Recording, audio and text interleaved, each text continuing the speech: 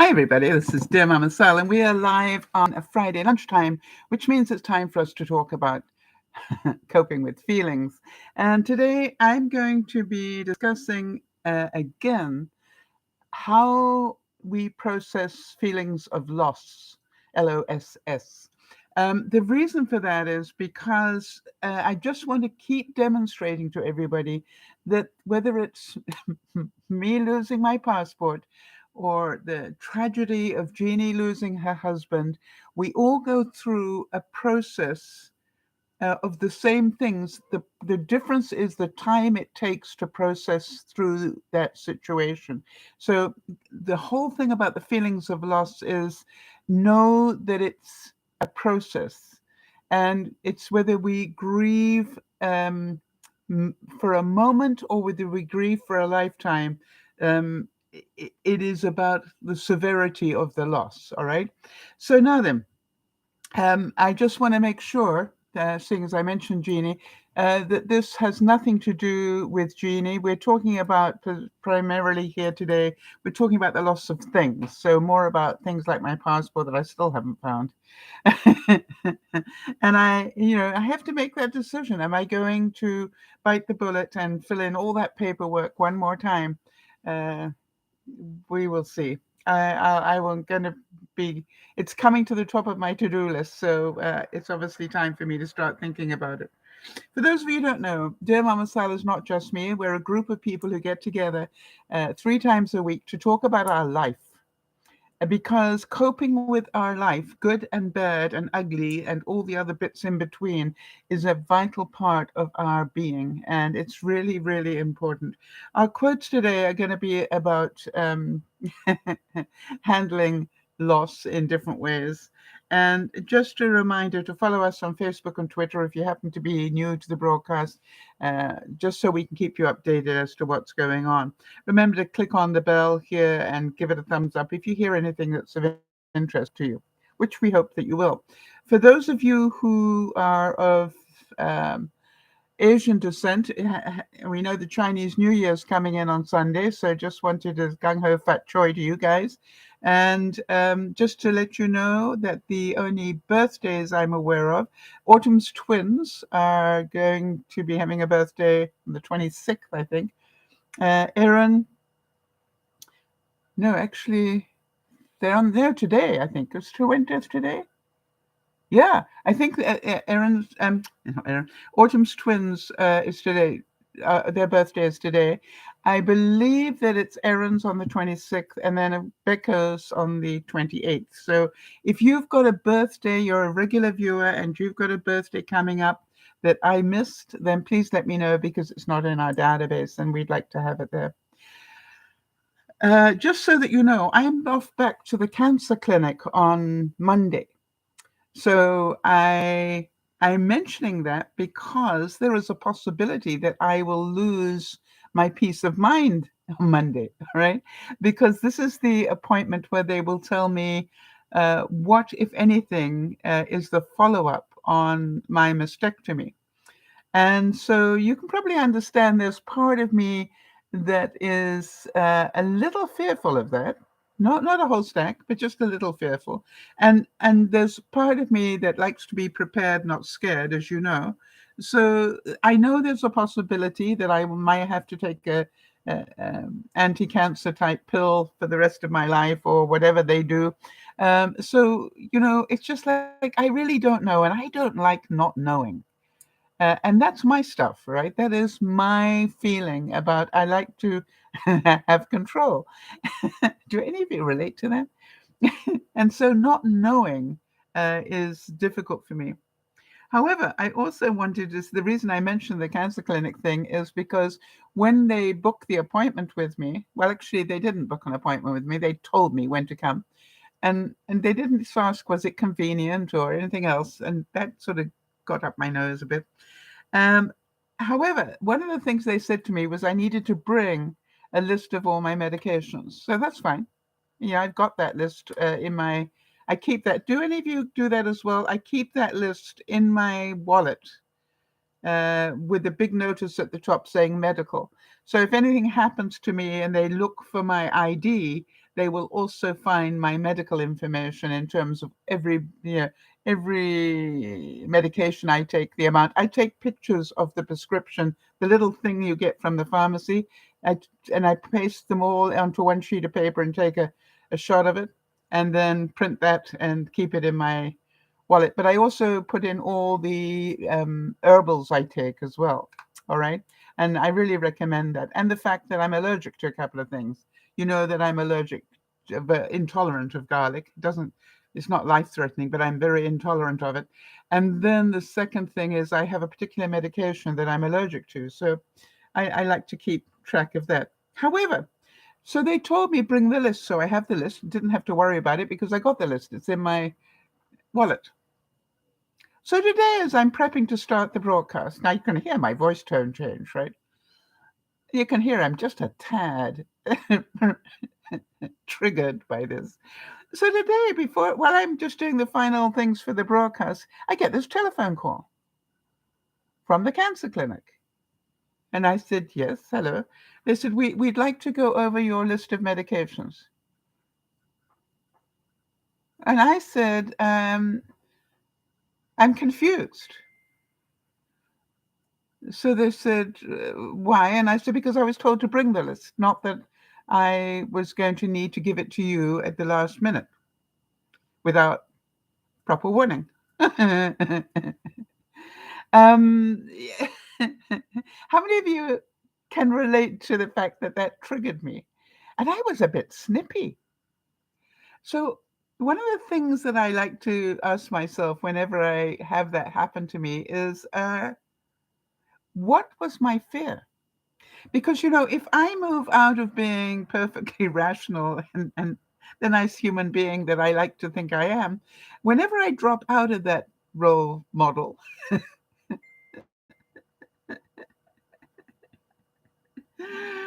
I know that somewhere there's a fear going on, right? Because as Dr. Jampolsky said, there are only basically two emotions, love or fear. And if you're not happy, then the chances are that you are in some level of fear. So I sort of have difficulty doing that in a heartbeat quite often. I don't know if any of you relate to that. It's after I put the phone down that I can go, what was my fear? Because, if it's a feeling, it's on me, right? And it's just like, what was my fear? Can any of you think of what fear would I have about the fact that they phoned me instead of my going there and taking the information to them? It took me a while, but I managed to do it while I was still on the telephone call, which surprised me. It took me a little while to realize that part of my fear was, what else are they changing the rules on? You know what I mean? Like, what else did they tell me? For example, and I said this to them, I'm confused now because I was told to do X, Y, and Z, and now you're changing that. They also told me not to bring anything. Will that be changing as well? Will I get there and find out I should have brought this, this, this, and this? You see, to me, that is all inconsistent stuff. Now, is it my inflexibility? No, I don't think so. So it took me a while to actually dig all the way down, but can you see that I had at some level a fear of not having the right information with me on Monday? Does that make sense for anybody? And I like to be prepared, not scared, right? And I don't like to be told, don't do this, and then find out I should have done it. And so if you can understand that, and it doesn't make me stupid or unusual or anything else, it's just my stuff. All right. Whenever we have a feeling, it's our stuff, not somebody else. Right. And so it's just like, this is my stuff. I don't like to not know what's going on. So don't tell me, and I said this to her, you'll forgive me, but I have a bit of an issue when I get told, bring a list, and I have that, ready to go already. I said, and then to be phoned for the list. There's something incongruent about that, and it makes me uncomfortable. Anyway, so I did apologize to her that I was a bit snippy, but I'm hoping that some of you can relate to this. And what I want to know is what sort of things trigger you? And can you see that for me, in some way, it is a loss of my ability to be ahead of the game, if you like? That's also part of it. I want to make sure that I am still capable of staying on track. However, the big thing that happened to me this week is about my furnace. Some of you will know that I woke up one day last week and I thought, oh, that's a bit chilly. And then realized my furnace was not on. And the temperature in the house had dropped significantly, which is why it felt a bit chilly.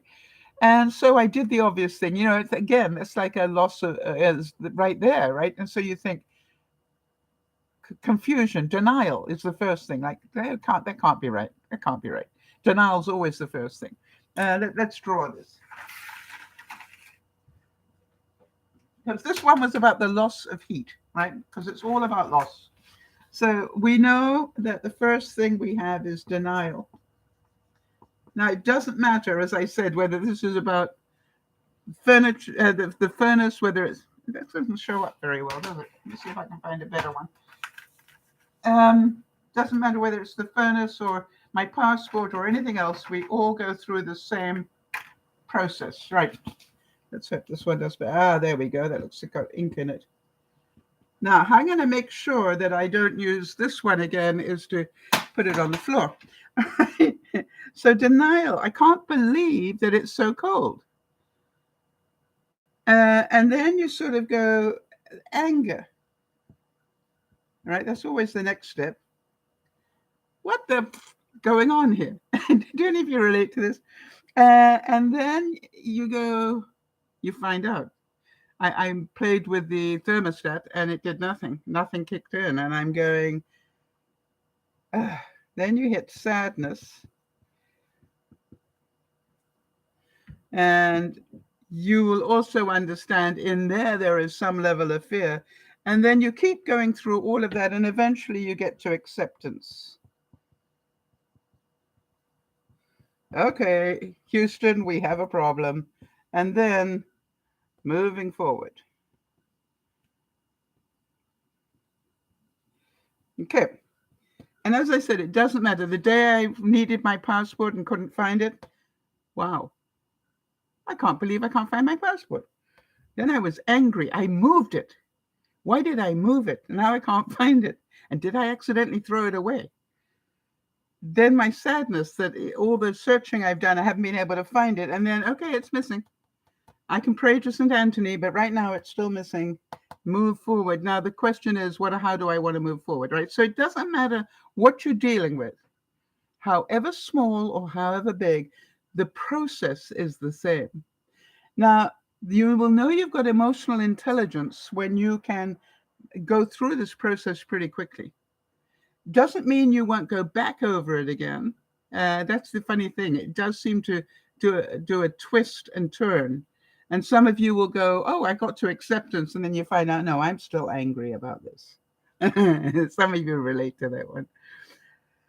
So what I did was I went, okay, fine. I guess I need to call somebody in to fix this. Now, what do I know? Just to call somebody in to fix this is going to cost me hundreds of dollars. That makes me angry and makes me sad because it's money that I don't have. But on the other hand, I have to accept the fact that it needs to be done because I need to find out what's wrong with my furnace. So they came today. Not today, yesterday. And they told me what I feared. I have a dead furnace. They told me what was wrong with it, but they said the likelihood that they could find the parts to fix it was slim to none because of the age of the furnace. I have a state-of-the-art, ARK, furnace as opposed to state-of-the-art. And apparently my furnace was originally built in 1970. And when I heard that, instead of being angry or whatever, I actually, um, I actually have to say that I went, wow, that's a really good furnace. It lasted 50 years. There's nothing to be upset about. Hi, Kanzi, good to see you. Um, I have no idea if there's a terrible medical thing going on. I may or may not find that out on Monday. So, the furnace was the least of my worries. Yeah, I agree. Anyway, so here's the thing. Um, they told me the furnace is no more, and now I'm into big trouble. Why? Because to replace the furnace, what do you think? What would it cost you where you live to replace the furnace? Do you have any idea? I just want to know because I live in Canada and I know that things cost different things here. Um, but can you understand? As soon as I heard it had died, did I go into denial again? Oh no, are you sure? And then into the anger because I'm angry now. I need to find money. And then sadness. I don't have, yeah, interesting. Kimmy's saying maybe $10,000 or more. And Kenzie in New Zealand, a Kiwi, we like Kiwis. Kenzie's saying, very expensive in New Zealand as well. You're right. Anywhere that you live, furnaces are not on the cheap scale of things. So I said, okay, have your boss, because I had a service guy. I said, have your boss call me on Tuesday afternoon. Obviously, I didn't want him calling on Friday. Friday is cast day. Weekend, obviously, he wasn't going to be working. Monday, I have to go to the cancer clinic. So, Tuesday afternoon. He phoned me yesterday. Kenzie's asking, is a furnace what we call a stove or what we call a fireplace? Neither. It's what you call a heating system.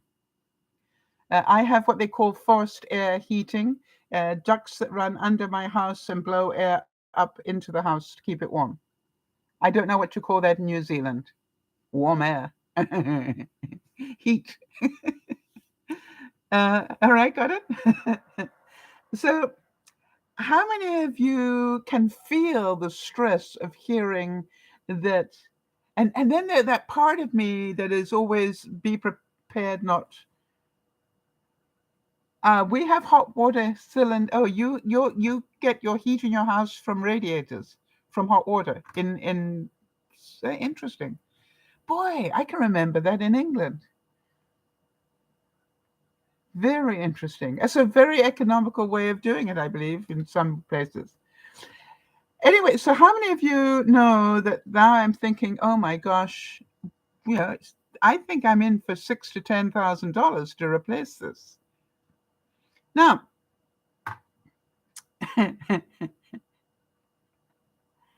yeah, Kimmy's saying she used to have radiators as well. Yeah, I just remember them making boom, boom, boom, boom noises with the airlocks. I don't know why. That's what I remember about them. But I grew up with water-filled radiators. Great memory. Thank you. In a 400-year-old house, I might add.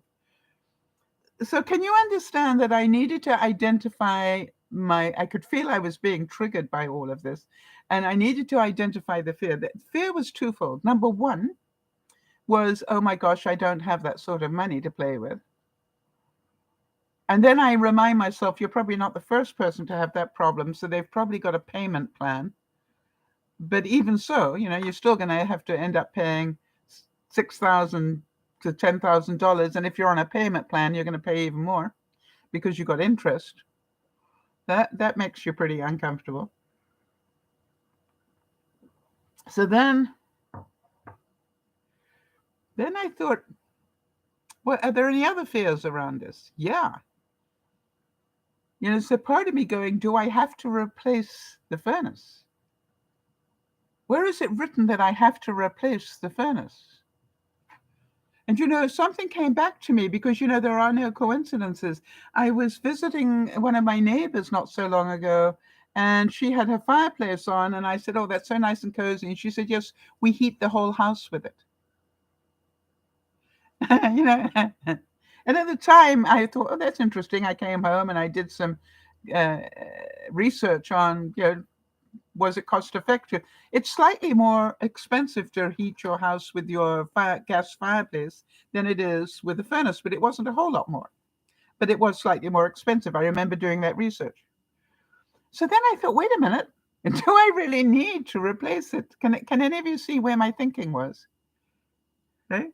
Now, there's that part of me that likes to be, prepared, not scared. And I'm thinking, how will it affect my resale value on my house? And I thought, well, can't affect it more than $6,000 to $10,000. And I can just say, hey, I found that my fireplace was so effective. I just decided not to replace it. In fact, there's part of me that even went a step further than that. There's part of me that thought, what if I take it out? Yeah, forgive me for this one. What if I take the furnace machine out? I'd have another cupboard in my laundry room stroke uh, pantry. Now that I could use, that would be of great use to me. Now there's some of you going, but wait a minute, Sal. Let's see how I've got this going. Wait a minute, because not all of you know how my house works. So let me make sure that everybody's on the same page. I live in a house, like my house is oblong, like this. And if you like, this third is this is the front door. I've got a living room. No, I've got a fireplace area. This is my fireplace right here. I've got a couch opposite the fireplace there. I've got my living room. I've got big bay windows here and here. So this is my living room. This is my dining room. Then this is my kitchen you're looking at right now. So on the other side of this wall, if I could dig through the computer or through the lens here and to the other side, that's where my fireplace is right there. So I'm standing right here looking this way. Okay. So then I've got this third of the house, which is my laundry room, my guest bathroom, and my confetti corner, my craft room.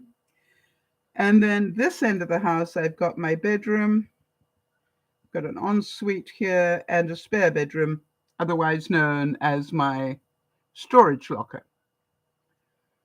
Now, here's the interesting thing. Interesting to me.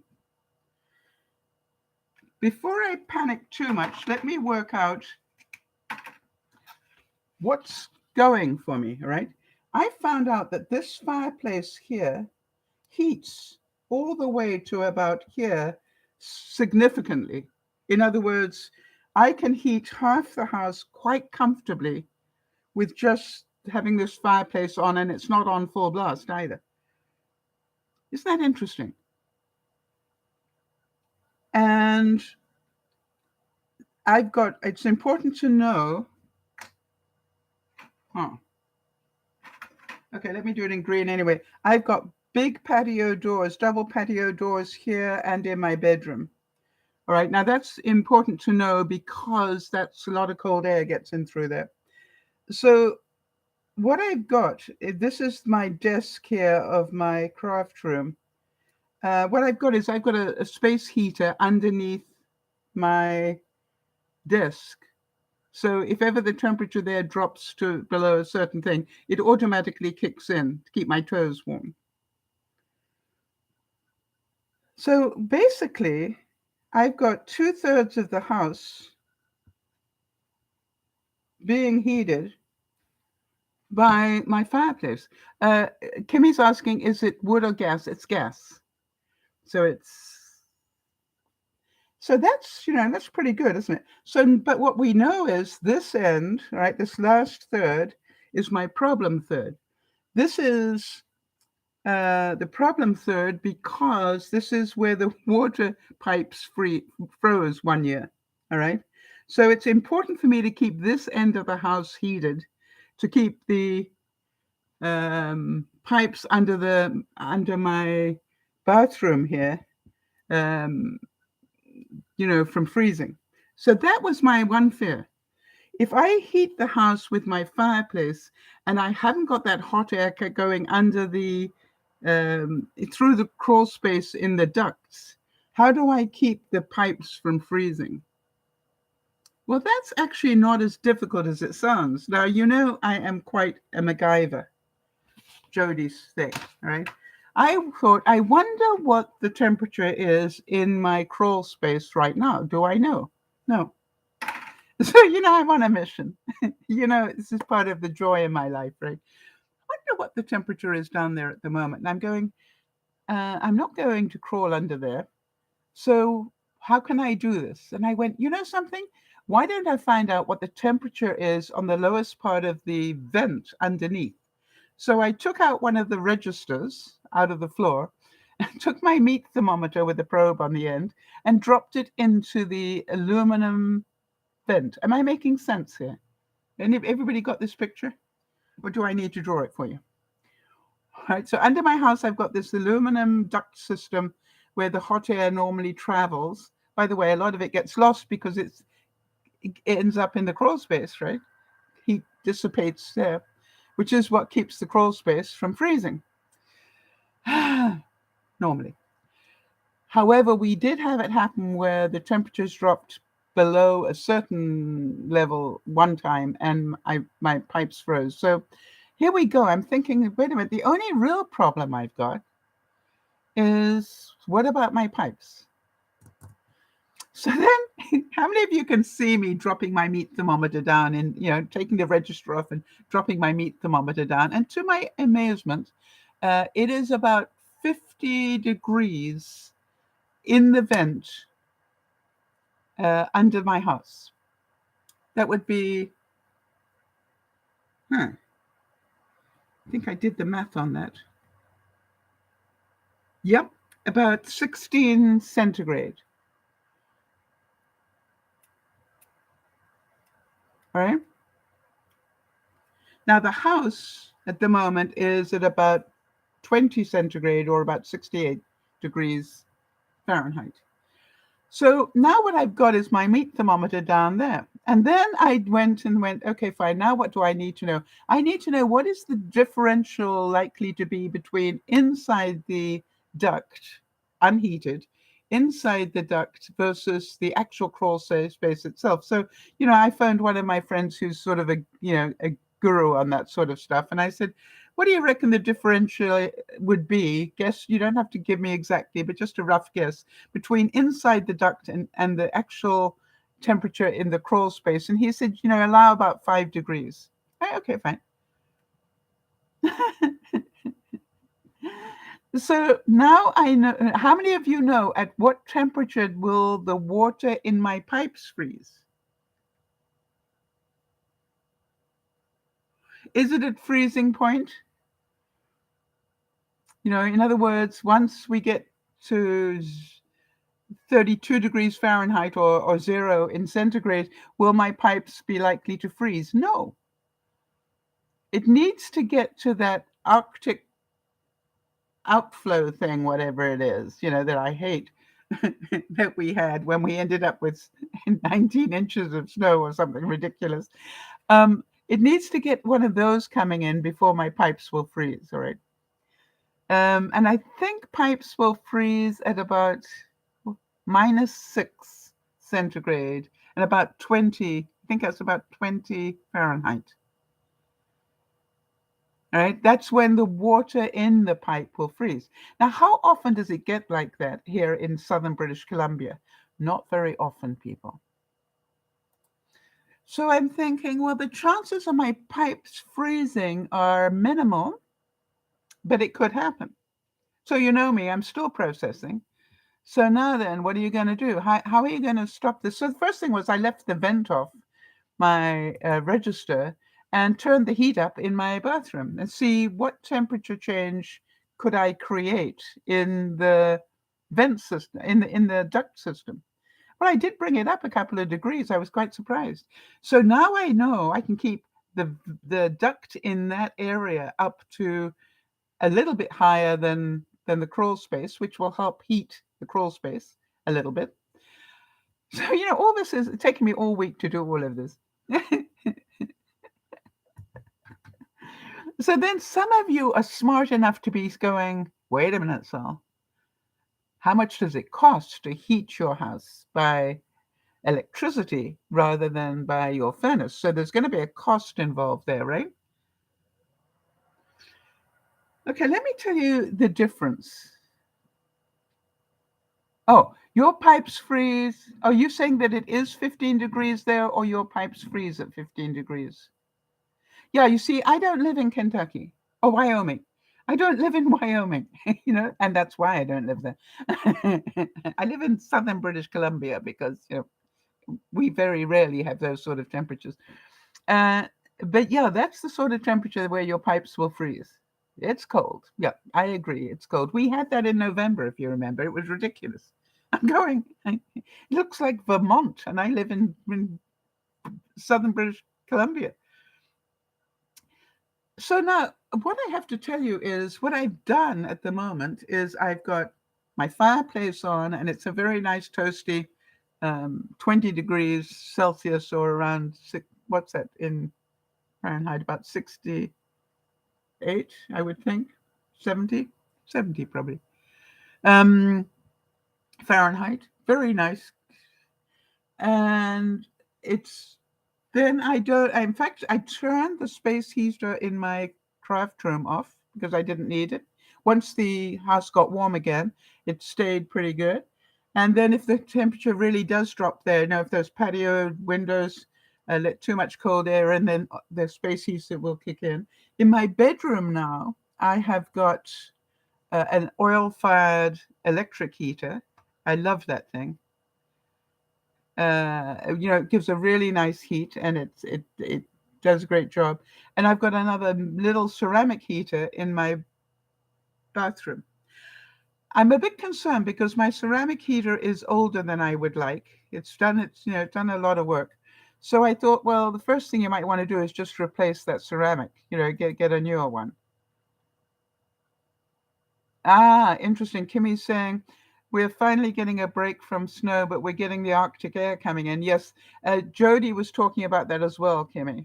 Jody had the same problem. Anyway, so here's the thing.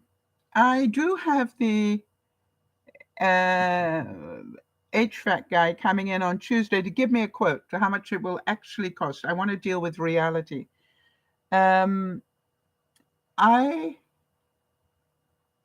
I want to know how much will it cost. I think it would be, I'm pretty sure, and I'll let you know when I get the actual numbers. I'm pretty sure it's going to be $6,000 to $10,000. Now think about that. How many of, some of you rent your places, all right? My house sits on rented land, funnily enough. And I worked it out that the cost of a furnace would probably pay for my, the rent that I have here for the land. I own the house that sits on rented land for about 5.5 years. So, this is just like, yeah, think about that. I also looked at the realities of this, and all part of my processing, all part of that process that I'm getting out of panic and into acceptance of it all. I'm going, how old are you, Sal? I'm 75 now. How long are you likely to live? Well, I'm going probably another 10 years if I'm lucky, and if I don't get bad news on Monday about the cancer. It's just like the chances are I probably will live 5 to 10 years. I mean, 10 to maybe even 20 years, somewhere in there. So if I think about that, say it's only 10, do I want to spend, all that money and not be able to get full payback on my investment? And I'm going, well, yeah, I guess I would get it back when I sell the place. And I'm going, but why even do it? You've got other things you'd like to spend that money on. Well, I know I'm going to pay a little bit extra on electricity, but not going to be a whole lot extra. What do you think, people? Interesting. Kanzi is saying, I said you're wrong. Radiators aren't popular in New Zealand because of the earthquakes. We use heaters, fireplaces, yeah. So for heat purpose, and heat pumps, yes. I did, again, a heat pump's probably going to cost me 10 grand. Thought about a heat pump as well. So, but I'm doing all the research. Do you understand? I don't have to make that decision. I am quite warm. Thank you. When I say I don't have to make the decision, remember what I keep telling you the monk taught me, right? Smile, breathe, and go slowly. After that initial panic, which I had, I'm a human being. What the? I don't have that sort of money. Right? Uh, well, I do, but do I want to spend it there? I'm on a pension. Do I want to spend my money on a furnace?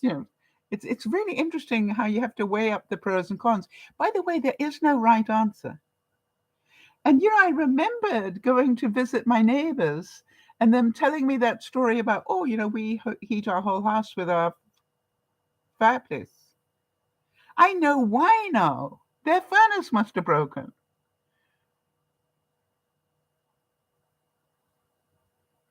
Interesting. Thank you, Kenzie. Kenzie's saying, I think it's terrible that we haven't managed to work out how to ensure that people don't have to worry about heating after the age of 60. Surely the human race can make it a collective problem. Kenzie, with tears in my eyes, thank you for that. Thank you for understanding that you all know what inflation has done to you. All right. The cost of everything has gone skyrocketing. Do you think my pension has? It's just like, it's just like people don't realize the burden. I'm lucky. I have a little bit of money, stashed away. That's why I have things I want to spend it on and not necessarily a furnace.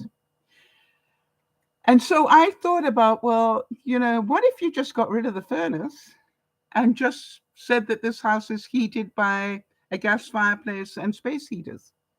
There's nothing to say it can't. Do any of you know any houses that are totally heated by electricity?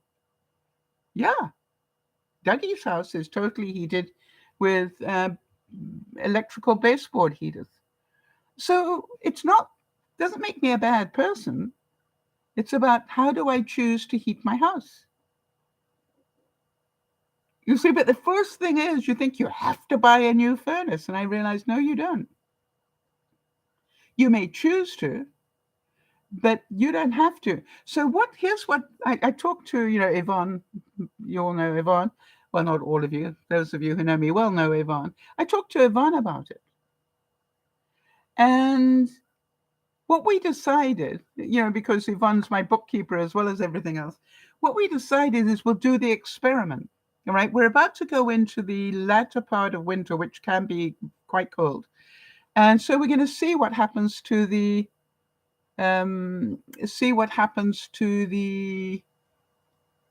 electricity bill. And then we'll be able to make an informed decision. I basically have got a year to play with here. We'll now do a few months of the research to find how much it actually affects.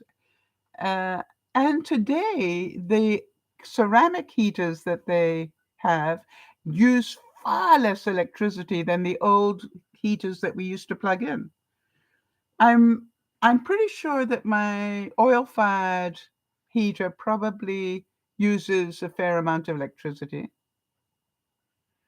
But if I find that the new little ceramic heater does a really good job, I may choose to get a second one, a new one, and use that instead of my oil-fired.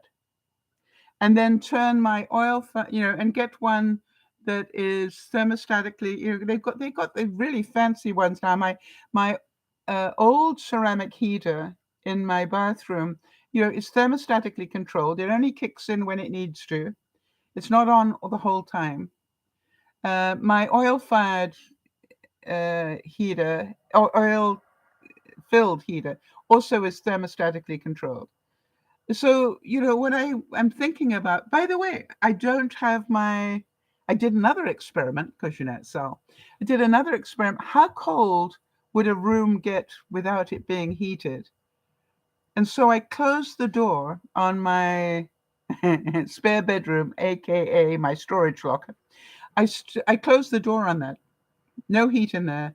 Left it for 2 days, and then put my uh, thermometer in there to test. I got lots of thermometers. I put another thermometer in there to test it. It dropped down to 60.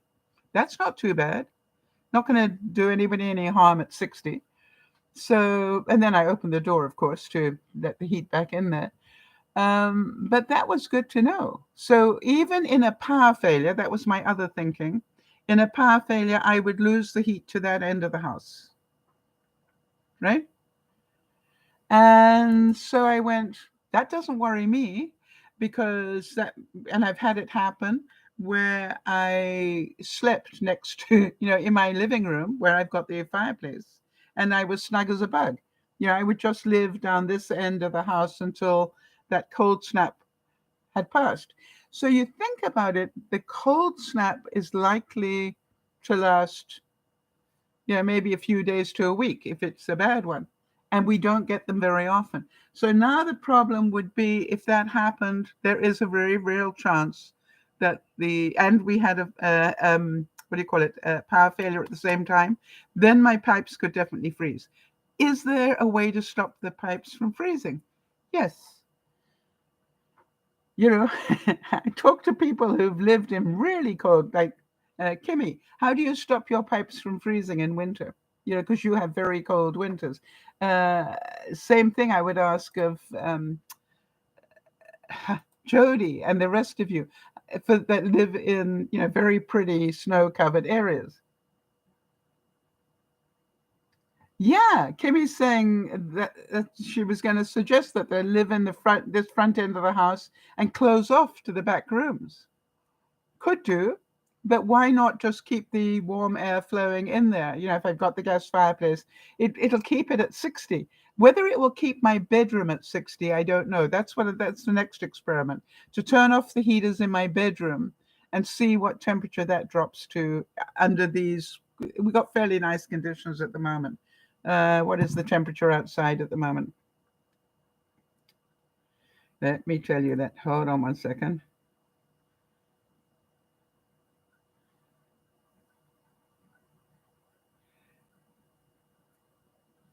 42. So it's 42 outside, and it's 60 in that room without that's pretty good.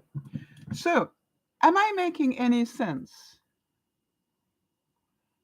Is that really the only time I have to worry is if we get an Arctic thing come in where we're expecting -10 type freezing, -10 centigrade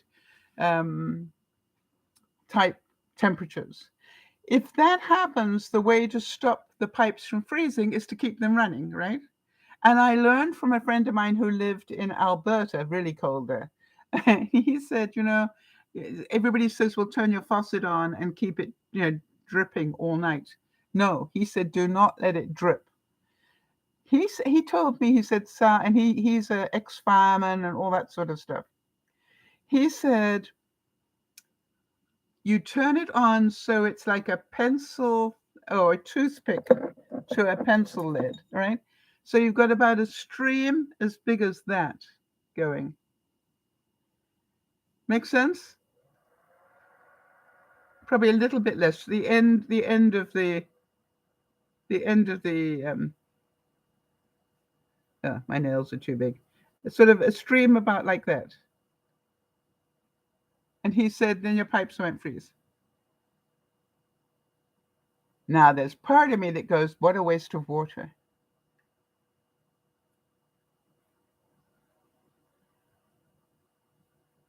So you're saying you've stopped insulating the pipes and you haven't had any problems. I had a problem with mine. In southern British Columbia, I had a problem. I'd expected in Alaska, but here I did not expect to have that problem, but it happened. So I'm keeping my sense of humor. So have I thought of all the possibilities? One of the things I always say to Jody and to Lauren and everybody else that's in my circle of friends is, have we thought of all the possibilities here? See, that's what I'm interested in. Have I thought of all the possibilities? All right, so Kanzi is saying, thank you for joining in, Kanzi. Really appreciate it. In Siberia, people keep their cars running all winter. In some places, you just have to do what you have to do. Exactly. And so, by the way, I'm on well water. So, and well. And, and it's just like, it's not a major here. So I'm thinking all this is possible. And maybe I don't have to have that panic at all.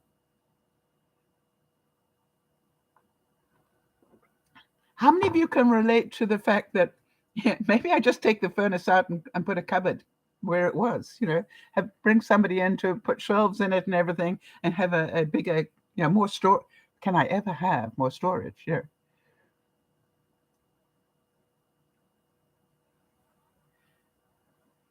Oh, interesting. Kanzi's saying, I'll turn my taps off in New Zealand so you can keep them running over.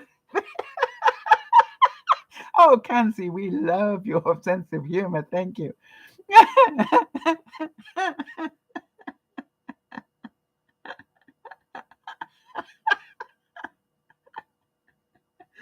Yeah, but let's go back. Let's go back for a second. Can you all see the cycle? That cycle of the initial thing is panic. The second thing is anger. Then I've learned to change those words around. And I just, I got really grateful for the fact that furnace had lasted 50 years. I don't know about you. I think that's pretty impressive, don't you? For how many furnaces that they build today will still be running 50 years from now? Not very many, I'm sure. So, there are moments where you just need to just think it through. Remember what the monk said. Smile, get a grip, get a grip. If your feelings are overwhelming you and you're on the hamster wheel of panic, get a grip. Hold on to the hamster wheel and stop running. All right. And what will happen if you get a grip on the hamster wheel? It will balance out and stop. Think about that visual. Right? If you're in the hamster wheel and it's going like this, hang on and let the hamster wheel stop and then get off. And then be the adult I know you are. Think it through. Right? Think of all the good things and all the bad things that can happen. Think of all the, well, then what would you do if this happened? Well, then what will you do if that happens? And if you can, I spent, Jody, 48 hours on this one way and another. And all the time I kept distracting myself. I'd go into the craft room to distract myself. Why? Because I didn't want my brain focused on it all the time, because then it stops being creative. I want creative answers. I don't want just the normal thing. What I'm fascinated with is everybody's immediate reaction is, what are you going to do? Because, that's a really big expense. And I said, I'm thinking about not spending the money.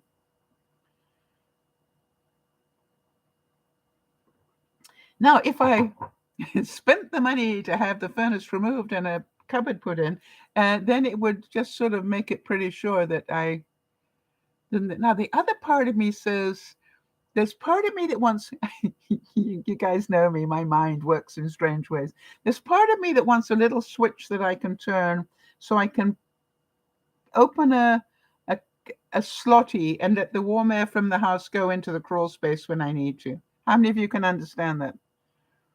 It's just like, yeah, that would be quite useful. I also have been thinking about how can I get air down there, and I'm going, it needs some sort of a hair dryer type thing. I'm not going to use a hair dryer, obviously, but like so that I can push down there.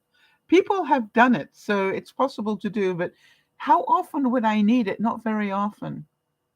So keep the water running. Now then, I've got lots of updates for you. And if any of you have got updates, let's hear them. Number one, how many of you remember that I've been doing this experiment? How many impatiens can I get growing from the couple that I saved from my impatiens from last year?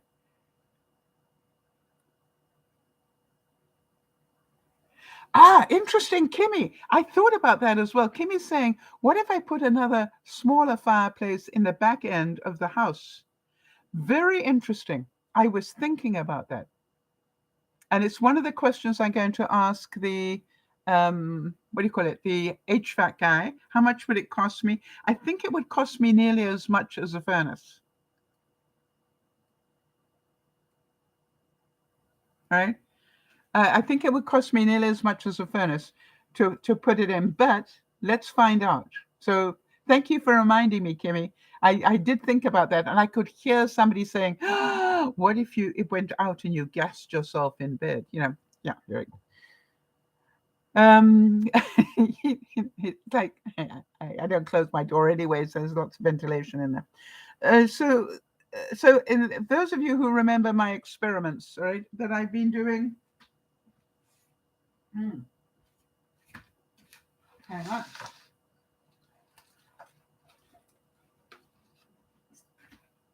Remember, I'm growing my impatiens from the 2 I kept going from my garden. I am now up to nearly 30 plants that I've managed to start and are growing into seedlings now. How exciting is that? How many of you can understand how exciting that is for me?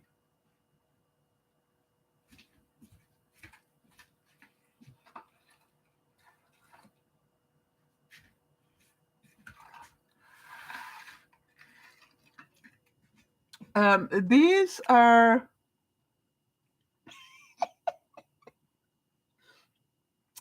romaine lettuce. Okay.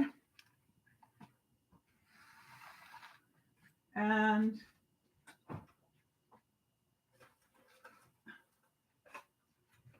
just so you all know, not rocket science here, literally, see the end of the romaine lettuce? Okay. I literally, when I finish the romaine, I take the remain of the remains and I put it in a system that I've devised until it grows roots. And once the roots start to show, I put it in potting soil.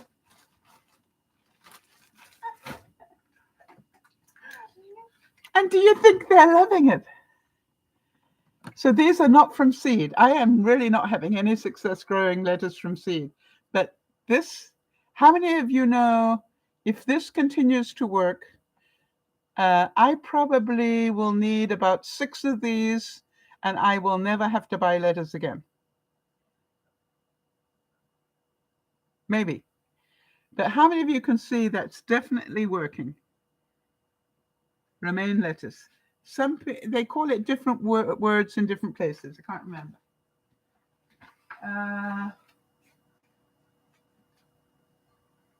Okay. This is my butter lettuce. All right. I buy it with roots on it, and I use most of it up. And I will lose a few leaves. We'll die at from the transplant, but we'll see how this one does. And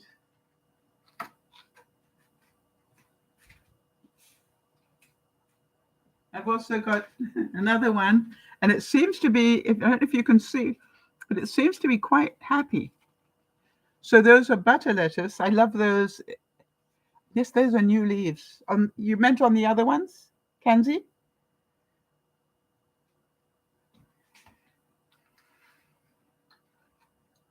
Did you mean on here, Kenzie? I had cut them off, boom, flat. So everything above there are new leaves. So exciting.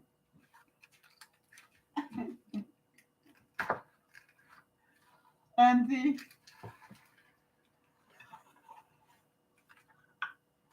Just so you know, this is one of the 2 impatiens that I saved.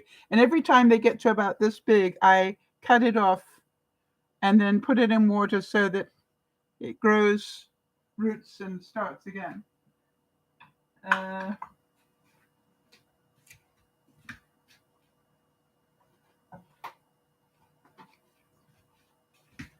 For those of you who understand leeks, the same thing with a leek, right? It was cut off to here, just the bottom of it, put it in my little system to make it grow roots. It grew roots, and look how big it is. Don't you think that's mind-blowing?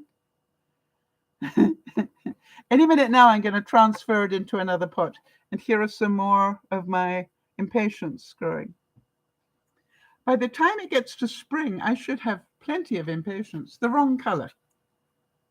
The wrong color. Actually, they're this color. But it doesn't matter. I've learned how to do it. So now, this year, I will buy those white double ones that I love so much. I'm going to buy those again. And those are the ones I will save. So for the following year, should I still be around, I will have those beautiful white, and probably some red ones as well.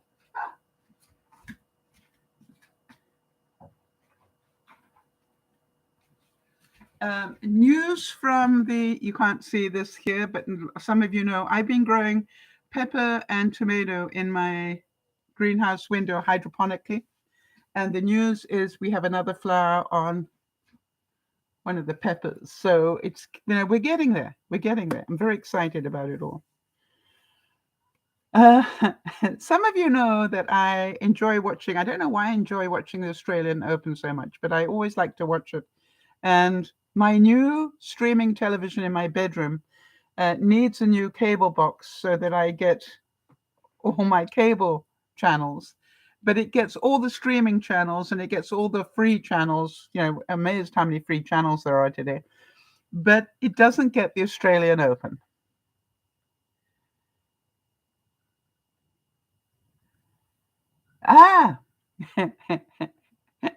Kenzie's saying the Dutch will love your garden because they love orange. All right.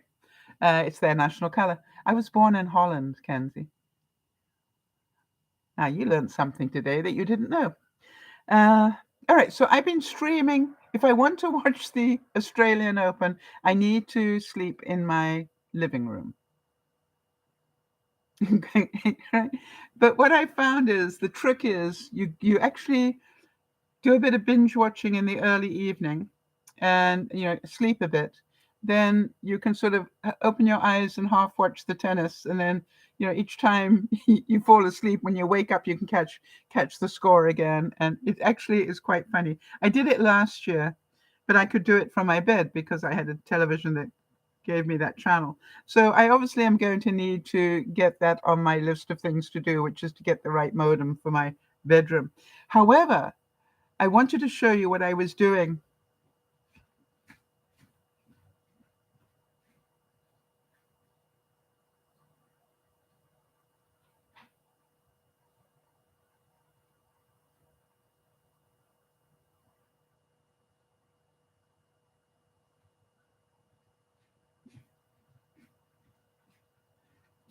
And so I've been, I love to multitask. So what I did, let me make some room here, is I was making more of these.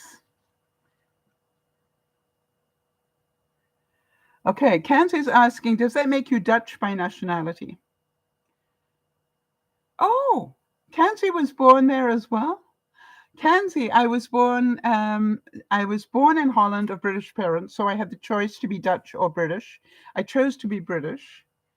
And then I found out I couldn't join the Foreign Office in England because I was born in another country. That was interesting to me.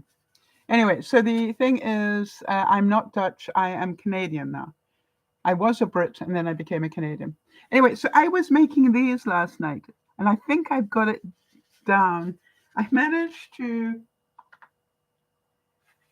Oh, that one got bent. I don't like that. Yeah, apparently one is a not perfect one. That's okay. It goes in the donation box. Anyway, so that's 2,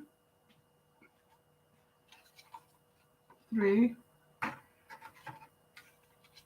4. I got 5 of them done last night. Aren't they gorgeous? And it is like anything else, all right? The more I do, the easier it becomes. And I don't know if you can see that paper at the back. Can you see that it's got a iridescent thing about it? I am so excited. Hold on.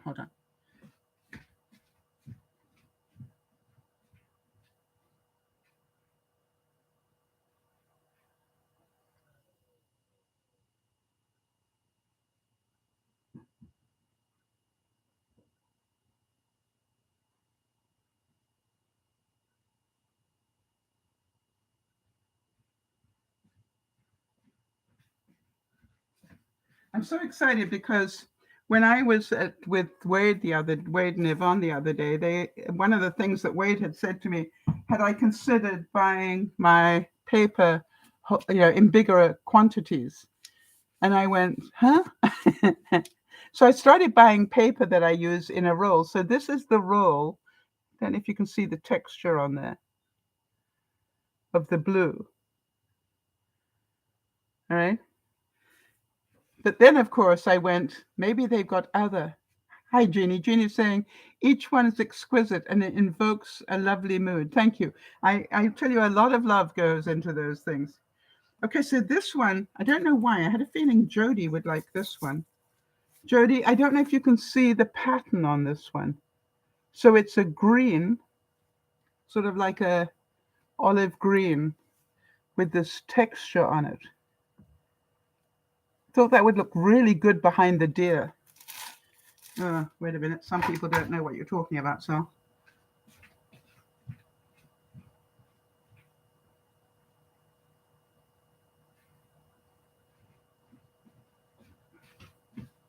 Okay, so, right?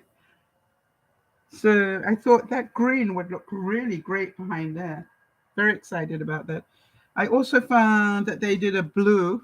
I haven't seen the texture on this one yet. We'll worry about that later. And then I also got the red. And the red also has a texture on it. Okay, hang on a second. Easier to see the texture without the wrapping. Okay, hold on. Can you see the texture? It's almost like a leathery feel to it. And it's craft paper.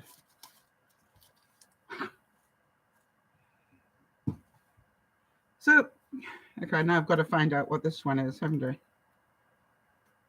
So what I wanted to, is there a lesson here? Number one, go visit people. Number two, listen to what people say, even though at the time you might not think it is important. Remember that conversation about we heat our house with our fireplace. At the time, it wasn't important. Months later, it was. Oh, look at this. This is almost like a suede look to it. Can you see that? Like a fibrous suede. It feels like it too. Oh, I have such fun with those. All right, so now then, that's got those out of the way. I don't know whether you can get the feeling, but yeah, every time Amazon arrives on my doorstep, the kid in me has Christmas all over again.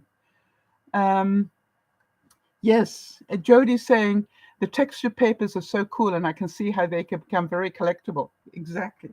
So I'm going to put these away for a second before I ruin another one. And then I want to show you something else.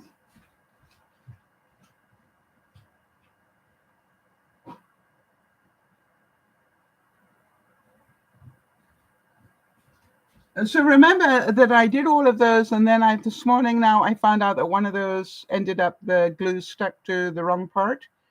Life is like that. It doesn't always go well.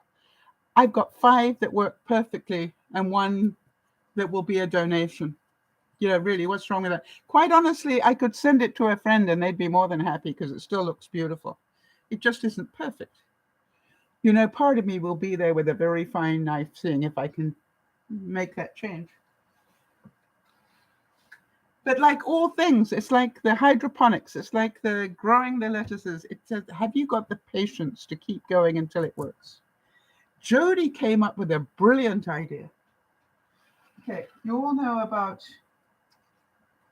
of course, when I lift this up, they're all going to fall over, but that's okay. You all know that I'm now making these tea light villages. Okay.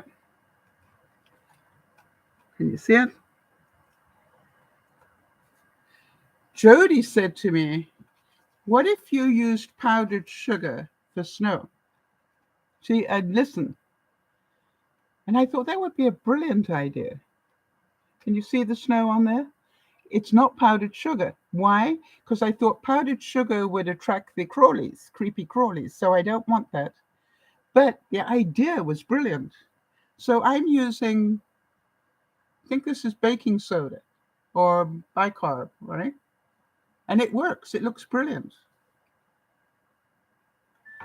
And then I thought, that in itself is beautiful as a centerpiece.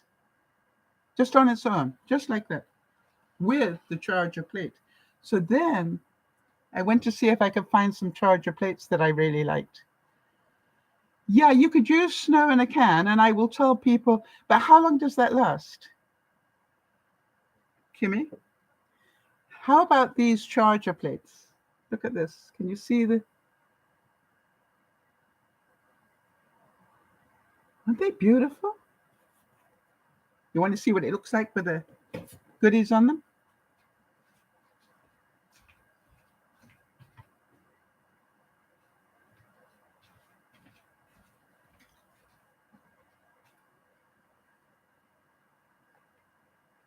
What do you think?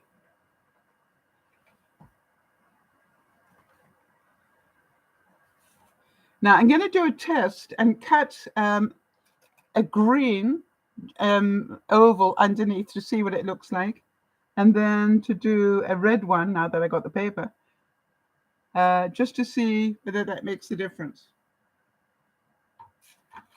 But I love those plates. It looks like snow, doesn't it? Yeah, I think so too. I just thought, now, can you imagine getting that as a gift? What do you think, people? Do you know anybody that would love that as a gift? Right? I thought that was I had a feeling it would look good, and I'm so delighted with it. So I was thinking this would probably fit in a pizza box, right? So that's my next thing. I'm now getting the boxes that I need. Here is the other thing. Yeah, I had Jody saying anybody would love it as a gift. So guess what? I've got a friend of mine who's got a birthday coming up at the end.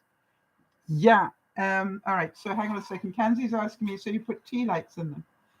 Kanzi, they're even better than that. Hold on 1 second. Because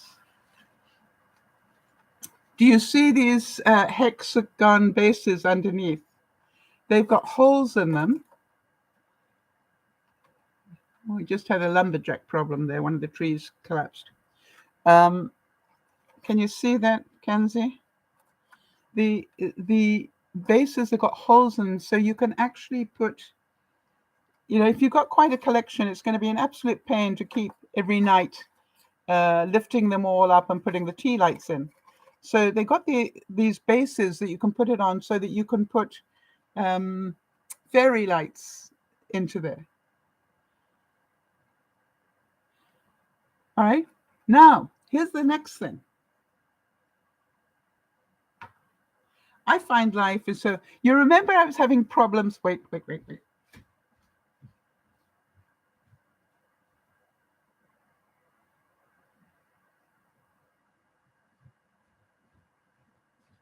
You remember I was having problems getting the commercial license to produce this incredible zigzag instant village that folds flat into a number 10 envelope? Well,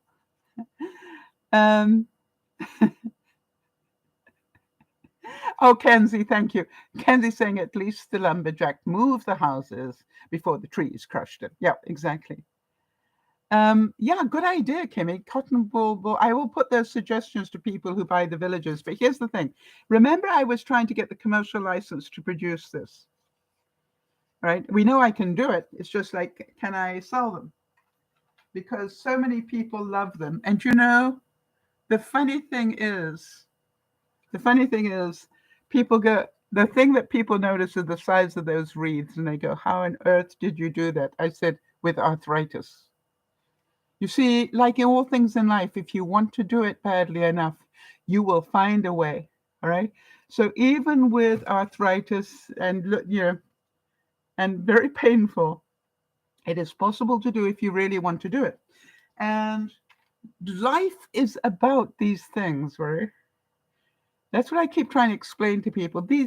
Everything you do is a life lesson, if you care to think about it, whether it's the furnace breaking down or you know or I wonder what it would look like. You see, I have that mentality, and they bring me such joy. The reason I'm a happy person is I do things that make me happy, and then that challenges me to the next step.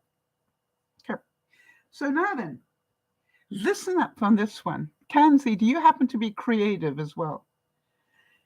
Because both Jody and Lauren said to me, all right, they said to me, would you be able to send the kit? In other words, obviously I could make them and send them down to Lauren in Australia, which is in Tasmania, or down to Jody in New Hampshire. But that would cost a fortune in packaging. So what they said was they're both creative people.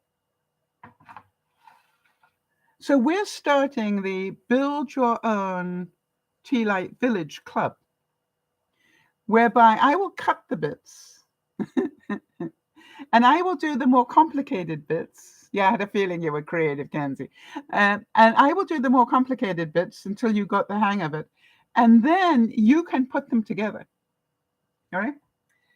So the question is, I'm thinking that a grouping like that would be about the ideal way. And what I will do is start with the easier ones. All right? A couple of the hex boxes and a couple of the easier houses for the first run. And then when you've got that under control, the next season I will send you the second lot. Bit more complicated. Now we're going to be doing houses with, I haven't got one with a chimney there. Hold on.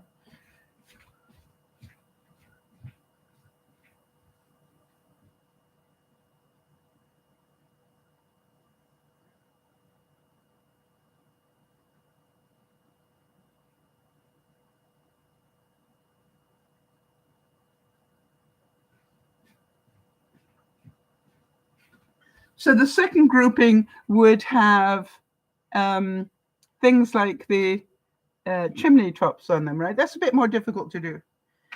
And then we would get to the way more complicated ones, like this one with the windmill. But, it's so satisfying. When it's done, I want to tell you something. And you will remember this was my first go at the lighthouse.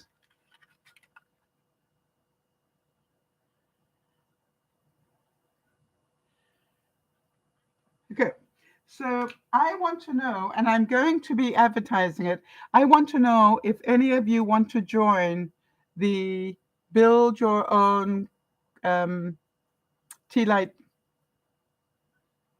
Village for Christmas, or how many of you want to make some for other people for Christmas presents.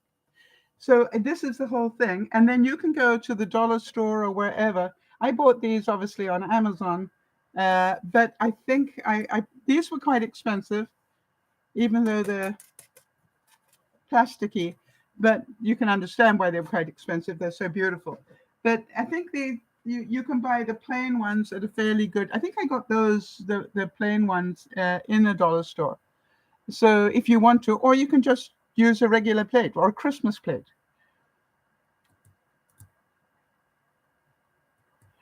I want to tell you something, Kanzi. For a creative person, receiving a kit like that and putting it together myself would be even more fun than receiving it completed. I agree. So, Kanzi, there was a reason why you had to pop in today. Yeah, okay, I got it. I'm still working on costs and stuff, Kanzi, but if you write to me at dearmamasal@gmail.com, all right, I will give you sort of roughly what we're thinking about. Like every season, I would send you the next group. And I think it would, like by the end of the year, you would have all of them. Or, yeah, the windmills are cute, aren't they? However, I would recommend doing your urine. I know I can feel it. I can. There's part of me can see you going. All right, now the bad news, Kenzie. Get the letter to me and the email to me so I can communicate with you.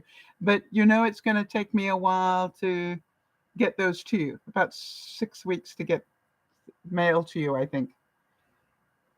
But I definitely put you on the list of the first creative people who want to join the thing is, let me know if you want 2 sets of each, one for you and one to give away.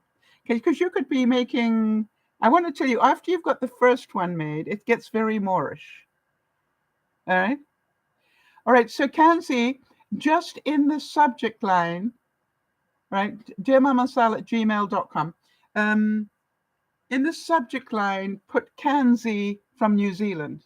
So I'll go, oh yeah, I know exactly who that is. Now, I was telling you the story. Hold on a second. I was telling you the story about, you remember I tried to get hold of the artist, the designer of this thing, to get the commercial license. And by the way, if you want to make one of these, let me know. This is called a zigzag village. I just love it to bits, all right? Because you can fold it flat into a number 10 envelope. And again,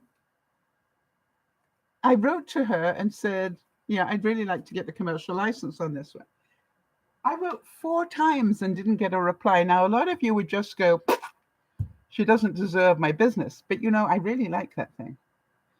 So I kept on. Eventually, last week, I got a reply from her. And she said, I am so sorry. I found you in spam. And I don't know, there's something about that really pleased me. And I said, that is so wonderful because now I will always be remembered as Sal in spam. And so every time I write to her now, and I've written a number of letters, emails to her, I just sign it Sal in spam. You see, she will never forget who I am. I will not let her do that. She is the same lady that designed the tea light houses. So you see, I needed to have the issue with this for me to find the tea light houses. Everything happens for a reason, people. There are no coincidences. None.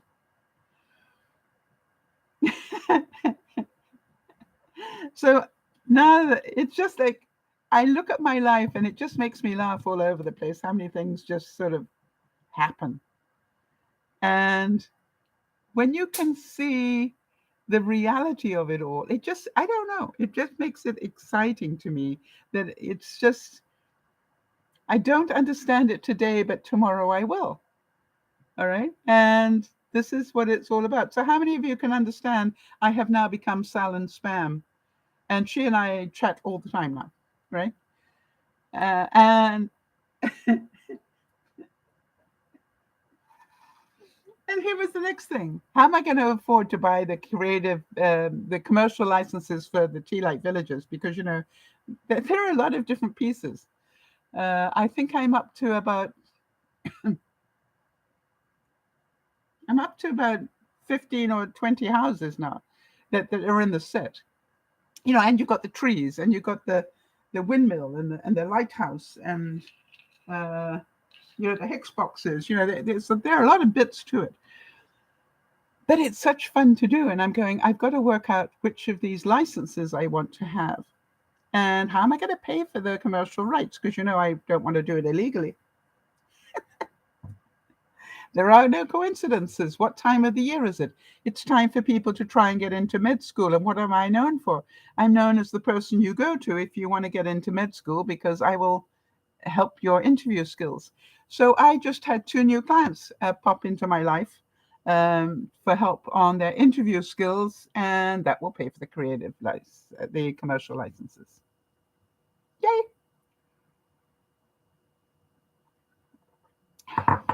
So step by step, it makes an awful lot of sense. How many of you have been working on the 15 minutes of fame?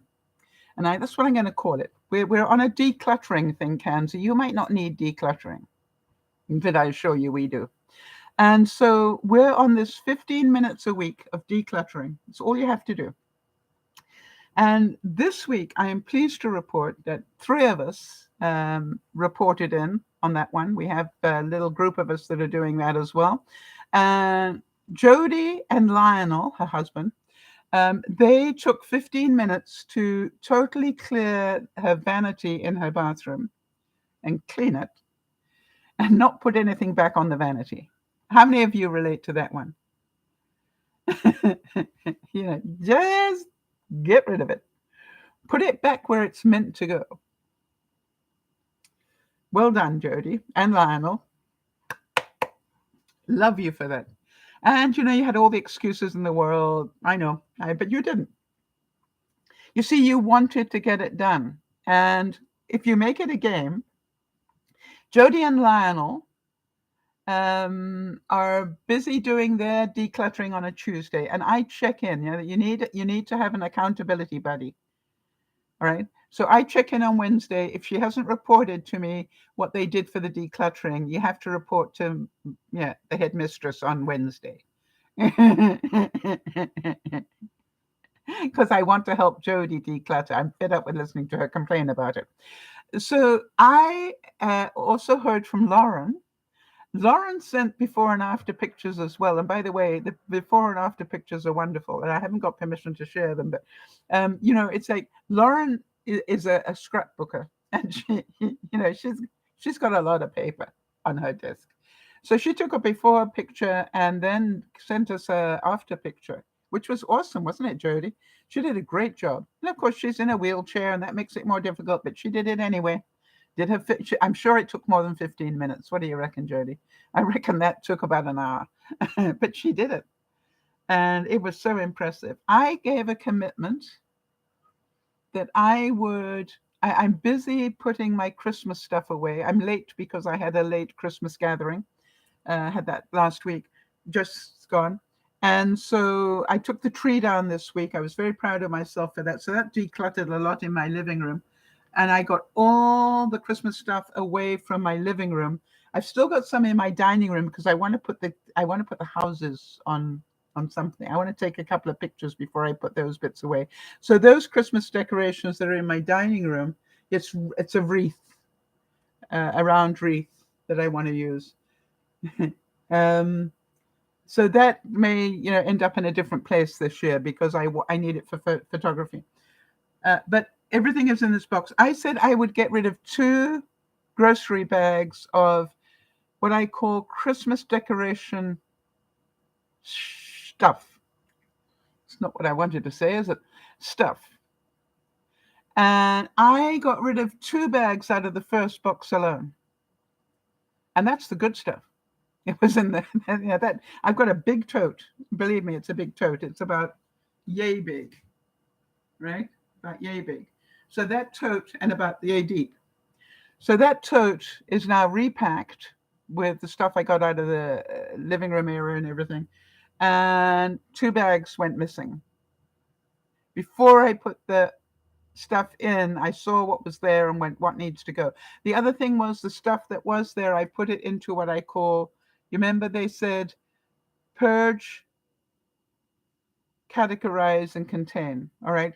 So the main thing is get rid of what you can get rid of, and then categorize. This is all ornaments, or this is all wrapping, or this is all whatever it is. Put those into good categories and then contain it. So then I had my grocery bags, and I put all the ornament type stuff into grocery bags in the tote.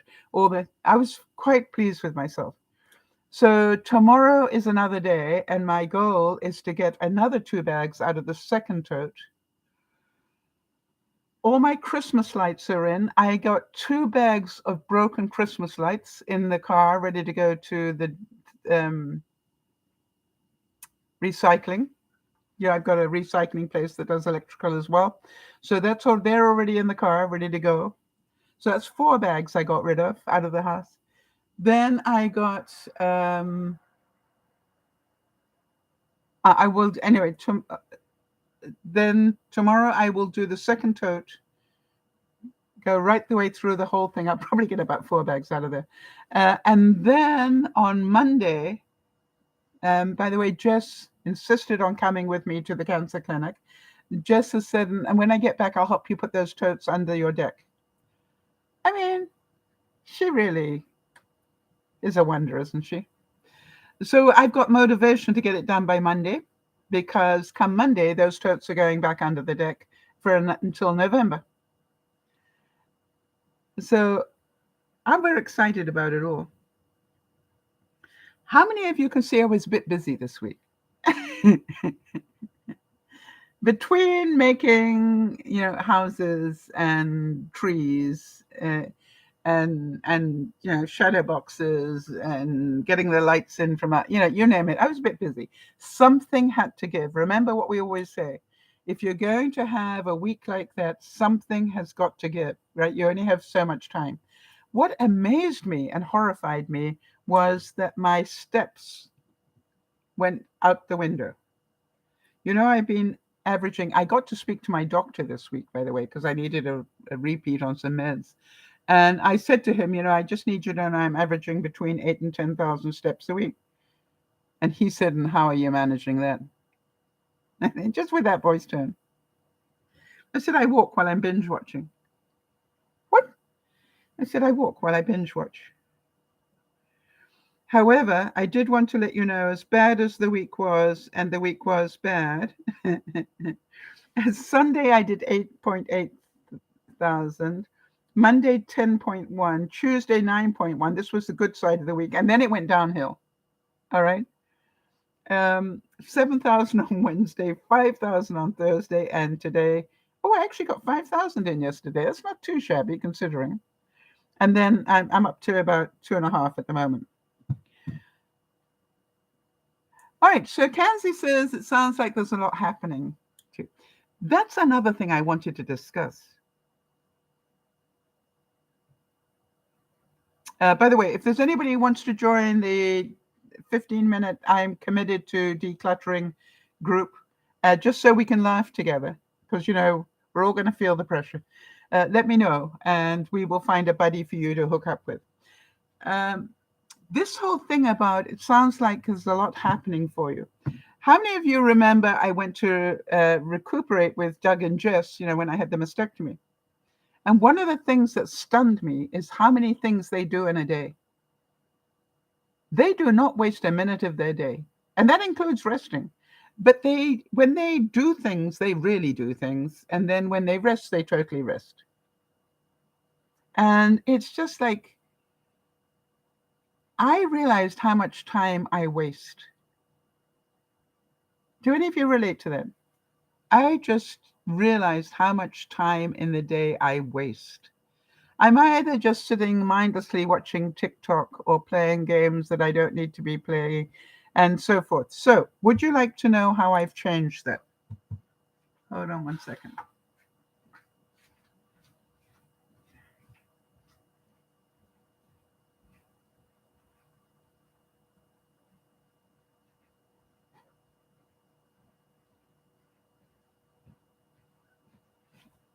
Yeah, I've changed how I do my day. All right. Now, you probably all know that I design my own, I'm a work in progress designing my own day timer. But I start the week with a plan like this. And this is Monday, Tuesday, Wednesday, and then Thursday, Friday, Saturday, Sunday. And I try not to put more than 4 things in each day. You see that? It's got like 4 things. But my to-do list is running down the side here all the time. That's fine. But then I found I needed to take it to an extra step. And the extra step is this. I have like an appointment page, like you have an appointment diary. And I slot in things into the appointment time. Now, some of them I've got at weird times because they're things that are not that important, but if I have a chance, I want to do it. Okay. And so what I found is, let me show you the other side of this so I can show you what happens. Yeah. All right. Then as I go through the day, I know that I need to be focusing on this. In this hour, if it's 10 o'clock, I want to be focusing on this. That's my number one focus. If I get it done in 10 minutes, that's great. I can play for the rest of the time. But that hour, my focus is this. What I forgot to do was put in steps. And that's why I got carried away doing 1,001 other things, and I got a lot achieved. But, it's about I want to keep track of what am I doing each hour. Because I'm wasting so much of my time. And I have been so productive this week with that little shift. And all right, so Kansie's saying, I struggle with ADHD. So I waste more time than my desire allows. I would love to do more. Okay. In a way, Kansie, the trick is to do less, to do more. Did you know that? Would you like to know what I mean by that?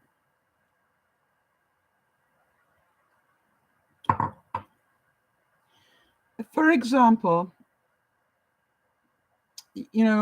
when my viewers will tell you this whole business about, growing stuff hydroponically and everything. This has been a one step at the time process. It started with, I would like to not have to buy lettuce every week. That was, what I said. We're nearly a year from that point, Kansie. And I just have been trying to grow lettuce in 1,001 different ways and failing.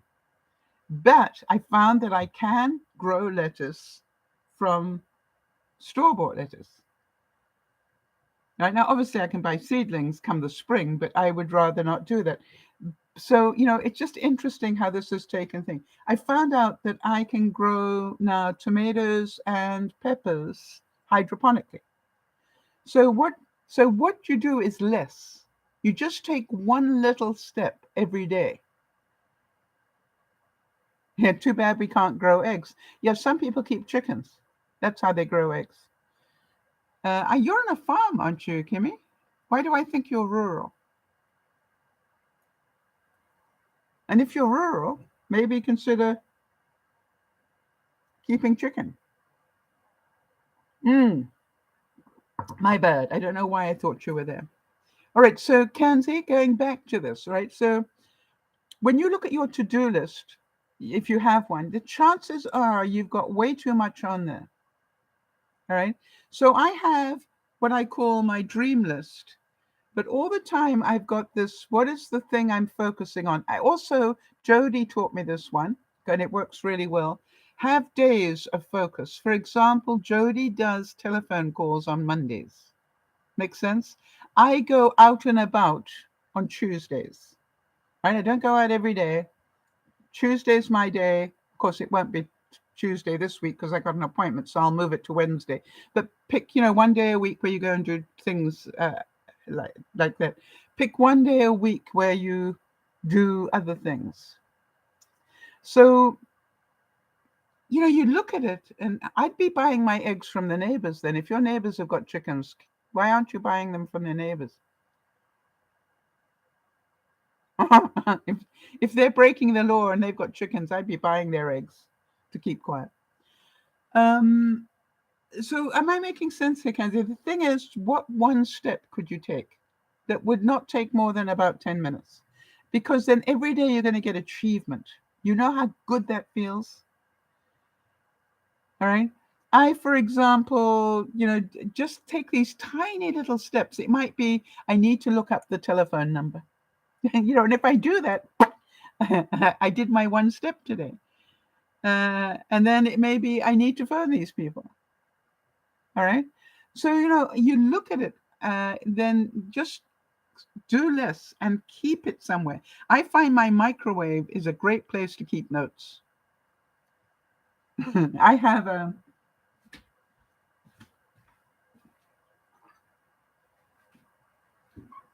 chalk pen.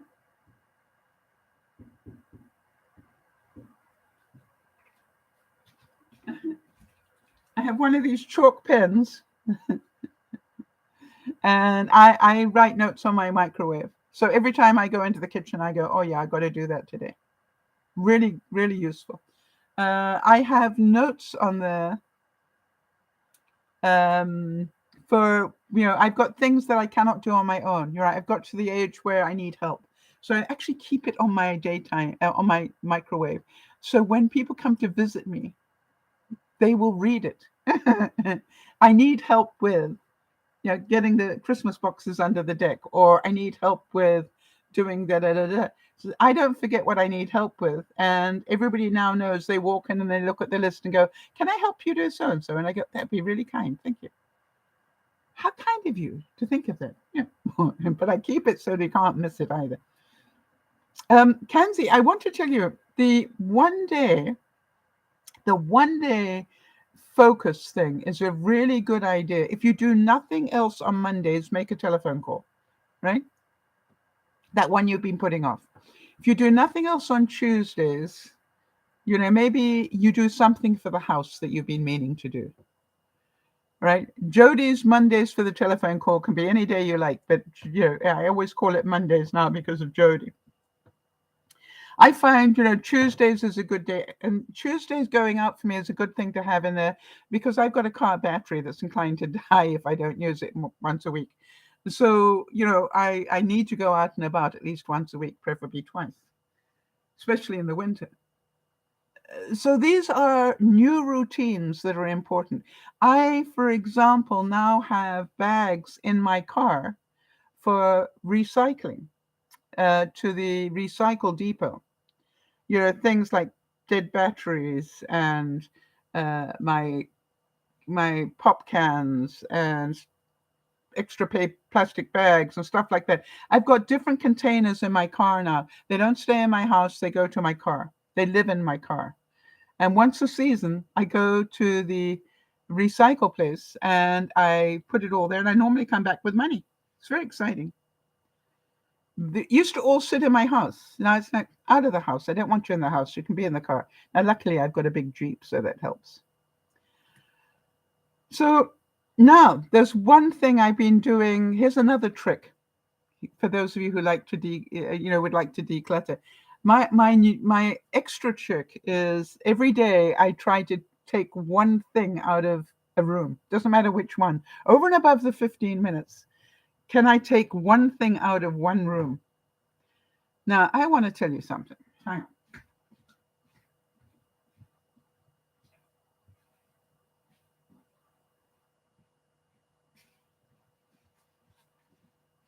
This present has been sitting on my fireplace table, coffee table, since April, waiting for this person to come and visit so I can give them the present. They keep telling me they're going to come, and they haven't.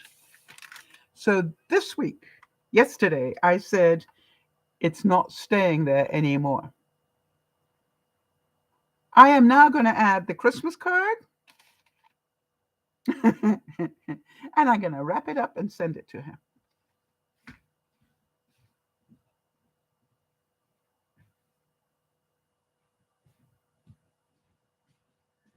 And I know some of you are saying, why? She doesn't care enough to come visit you. I'm going, because I'm not responsible for her behavior. I am responsible for mine. And I wanted to give her that present, and I will give it to her. I'll just give up waiting for her to come and visit to do it. Does that make sense? You see, when you get the right mentality going, it's amazing how things change. It's just like, that's okay.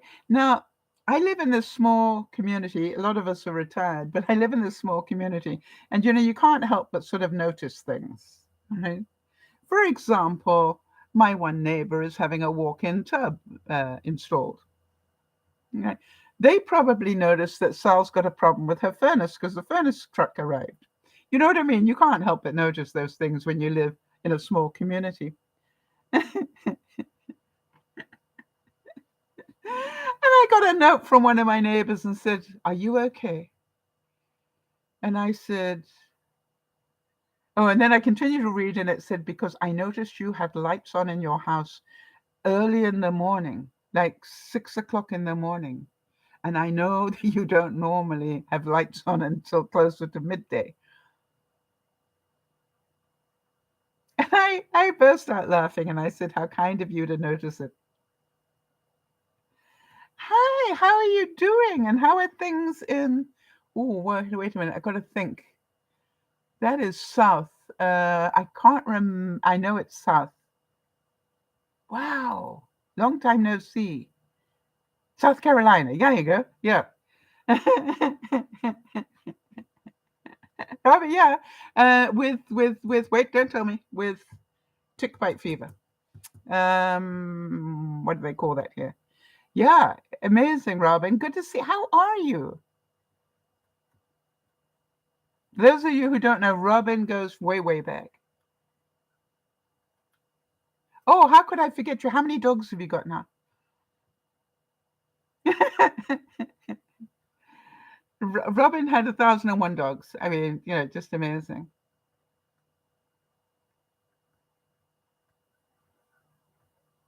You have 5 dogs now. You see?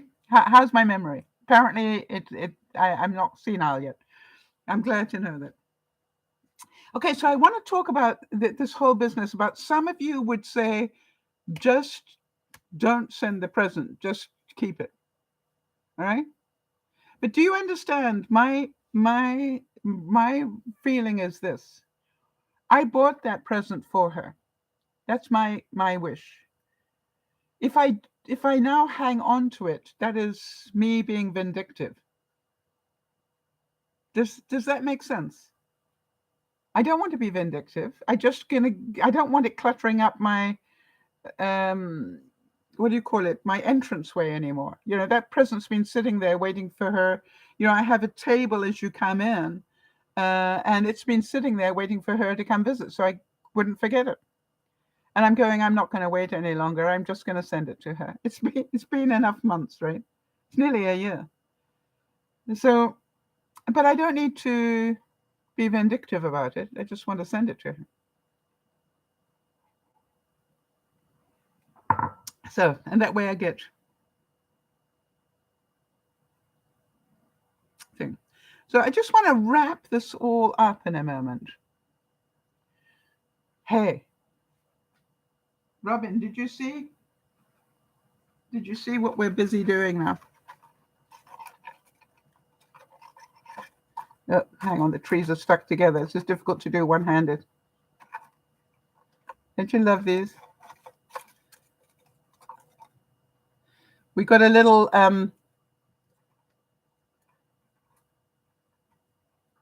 candle, what do you call them, tea light party going on here. That won't fit in there. Yep. So I know you're creative, so I wanted to show you. What I'm doing is I'm cutting them up for people and sending them to them. So let's go back to this whole business about the panic thing. All right. When you have something that you hear and it's a loss. All right. Remember that it is perfectly normal to feel overwhelmed, stressed, or anxious, wound up, pressured, confused, distracted, or tired. It is a normal reaction in that split second. Some of you stay on that hamster wheel for a long time. You forget to hold on, slow the wheel down, and then get off it. Remember, the way you get off the hamster wheel is you let go of the emotion, let go of the what ifs, unless you're using that constructively. And it means that you need to let go of the emotion and deal with the facts. The facts were my furnace is broken. It has done 50 years, and it is time for it to go to the place where furnaces go to rest. Makes sense. It is time for that, for me to let go of anything other than that. I have choices all the time. Remember that you have choices. All right, Kimmy's saying about the present thing. She said, I'm thinking that if they're not going to visit and come and get the present, then they don't want it enough. They don't know that there's a present waiting for them. And they sure don't want to visit, I agree. But should I punish them? No, I don't think so. I think I just need to send the present, and then I'm clear. I'm not worried about them anymore. I'm worried about me. I need to get it out of my house. This is not my present. I know I could give it to somebody else or whatever, but no, I bought it for them, and it's going to go to them. So remember that the important thing is don't stress about it, right? Don't stress about it. Yes, go right ahead, Robin. I've always said, Robin, the whole reason I do Mama Sal is so that people will know where to find us if they've got a question. All these years later, up she pops. You'll be amazed at the people that pop in. Do I remember Chloe? Yes, absolutely. In England with that thing I can never remember, yes? The last I heard, she's still fighting all the odds. Did you want to get hold of her, or was that just a general question?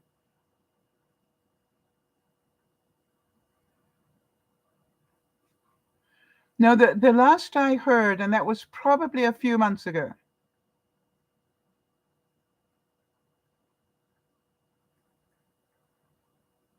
It's something songbird.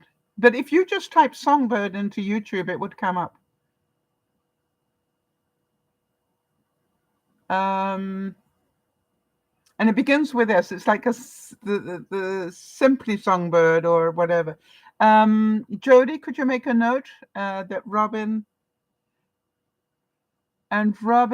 maybe just Robin, send me an email to DearMamaSal@gmail.com, and when I make time, because I don't have it, when I make time, I will hunt it down for you. All right, I know I've got it in my list somewhere, so I will come across it and let you have it. Absolute pleasure. She and I sort of drop each other a note every now and then. There may be a reason. All right, so let's go back to this. Remember, stressing out is not going to fix the furnace.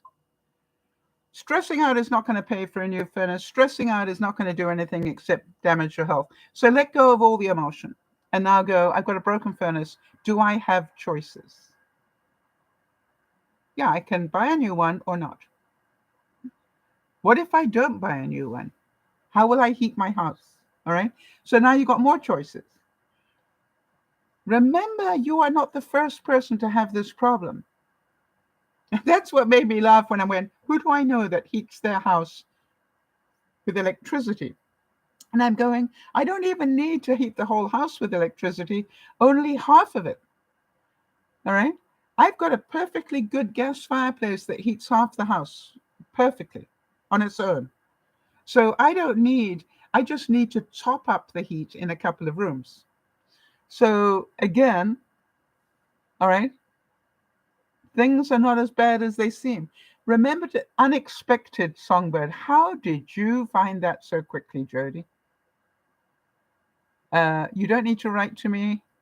And you need to thank Jody. There you go, Robin. Done. She thanked her.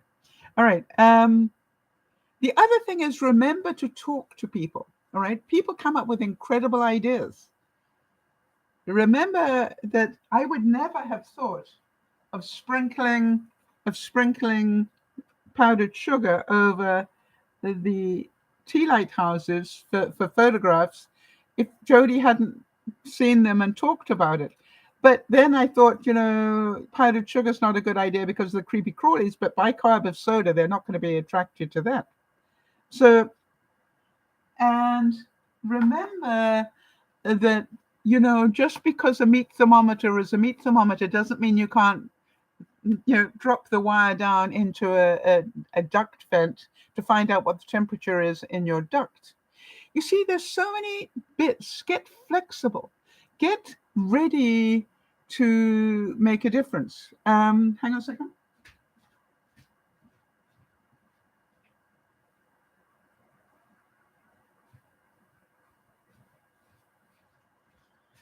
Again, right? This is beautiful because I've done more than one. All right. And what I didn't like was the first one I made didn't fold flat to get it into an envelope. But now it does. And then, oh, you can't see that. But then it does this, all right? But, I had to make it a couple of times to work out how can I make it fold flat, completely flat, to mail it. All right? And now I can do it. And that's called patience and being prepared to fail. All right? I could have illegally started selling these, but that's not who I am. So I sent 4 different emails to the owner, the designer of this incredible thing. And eventually not only got her name, not only got to her and got the license, but now she and I are in regular conversation. And she just happens to be the same person that does the Tea Light Villages. So everything happens for a reason. Interesting. Robin's saying she just started making paper roses out of vintage books. What a great idea. And it's, again, great use of your hands, great use of your joy. What I say to people is you have no idea that, you know, the air turns pretty blue when you start trying to build something like this, right? The first one. It's like, what the, why am I even doing this? Blah, blah, blah, blah, blah. And then you get it together and you go, oh, that's so pretty. The joy in that. But it doesn't fold flat. Why not? And then you start problem solving. What would I need to do so that it folds flat? What am I not doing correctly? You see, I have to be prepared to do it time and time again. And by the way, what would happen if I got iridescent paper at the back there? Would it look even prettier? All right? Yeah, that's so true, Robin. It's the same thing.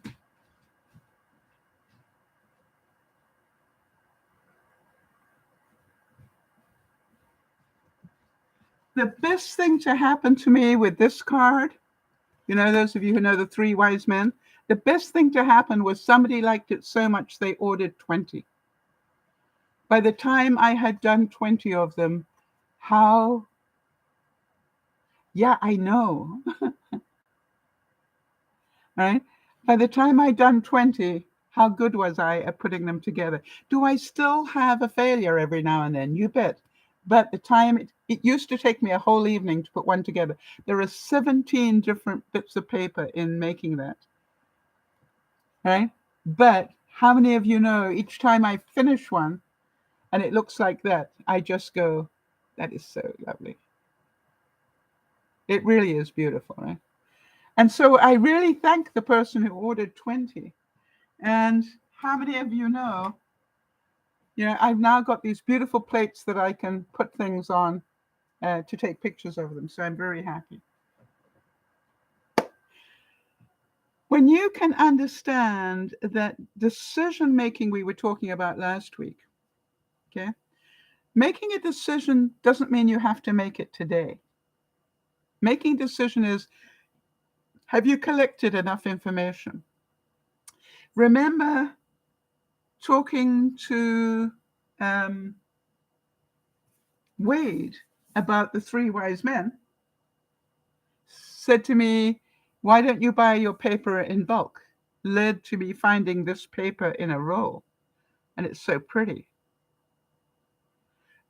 And it's iridescent, and it looks wonderful at the back of, of this as well as that. And then this, do they make it in other colors? It's just like, you cannot buy experience, people. You have to earn it, right? And so I look at it and go, every day I make major decisions where to spend my money, whether it's on a furnace or not. I decide whether to eat healthily or not. I decide whether I really want to declutter or not. And the time I prove it to myself is when I do it. That requires planning. And some people will spend all their time planning and not doing. I understand that as well. But the thing is this, are you giving lip service to these things, or are you actually doing something? You see, I don't have to finish a task to be able to say that I am in control of that task. I just need to take one more step. If I've taken one step, I'm happy. It brings me joy. I assure you. Wait a minute. Where's the one? Oh, yeah. I don't know if I can get this close enough so you can see. Wait, I might take it off there.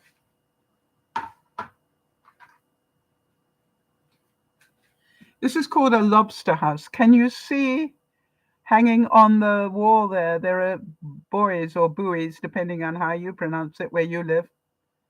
There's another one on the back. Oh, and there's a lobster on it. You see that? Now, remember, this is the size of my finger, and this is the size of the buoy or buoy, depending which country you're in.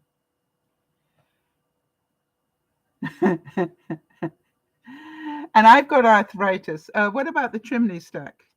This is the size of my finger, and this is the size of the chimney stack. So my question is, what does it take to do that? What about putting on that tiny little ledge for the walk-up window to buy your lobster treats? Or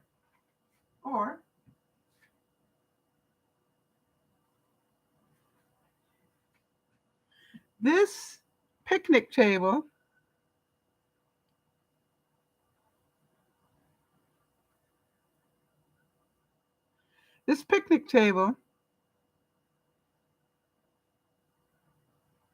it consists of 5 pieces, and they all need to be lined up perfectly for it to look like that.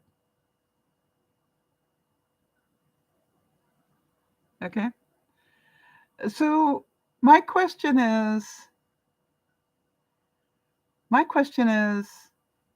why would somebody with arthritis and a tremor even consider making stuff like this?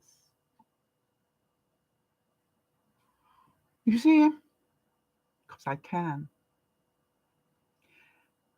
And I assure you that it is all about life. It's about, if you want to do it badly enough, you will do it.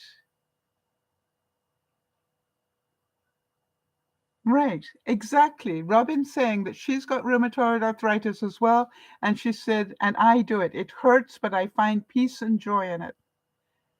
And yes, absolutely. Ireland's pacifist, how nice to see you. I haven't seen you in a month of Sundays. All right, to overcome assumed limitations. Remember, I said this whole thing about having a mastectomy, right? I wasn't going to worry one step past whatever the next step was. First of all, it was have a biopsy. I thought it was a needle one. And then they said they wanted to operate to do it was like everything was, I just concentrated on what was the next step. I assure you that there is a bank in this series that is on hold at the moment. All right? There is a bank that I have got in, hold on.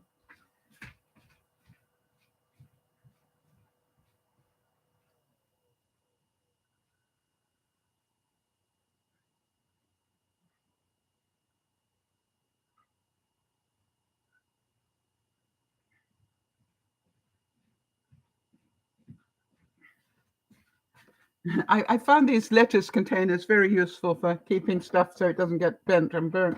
The reason it's all in bits waiting to be put together is I discovered that it needs lollipop sticks for the columns of the bank. Right outside the bank, they have the columns, and they reckon that using lollipop sticks works really well. So I've got those on order. But it's just like somebody asked me, how am I cutting them out? I'm definitely not cutting them out by hand. I have what they call a silhouette machine. And that does the cutting. But now we're creating this club of people that would like to be able to put them together, And so the thing is, I'd then be able to mail them flat. That would save you a fortune in mailing fees. But I would do, for some of you at the beginning, I would do the delicate stuff because that will save a lot of frustration while you're learning. Once you've learned, when if you decide I want to do another one now and give it away to somebody, then I'll send it to you completely flat because by the time you get to that stage, you're ready to curse and swear. And I might even consider on the more difficult ones, sending two of the more difficult ones of the delicate bits in case you mess up, which is possible. Because, it's human nature. And so to me, this is about if you want to do it, you will do it. If you want to declutter, you will declutter. Or you'll talk about it. My question to you all is this.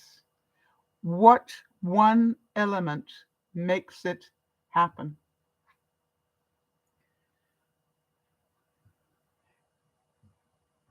What one thing do you need in your life to make it happen?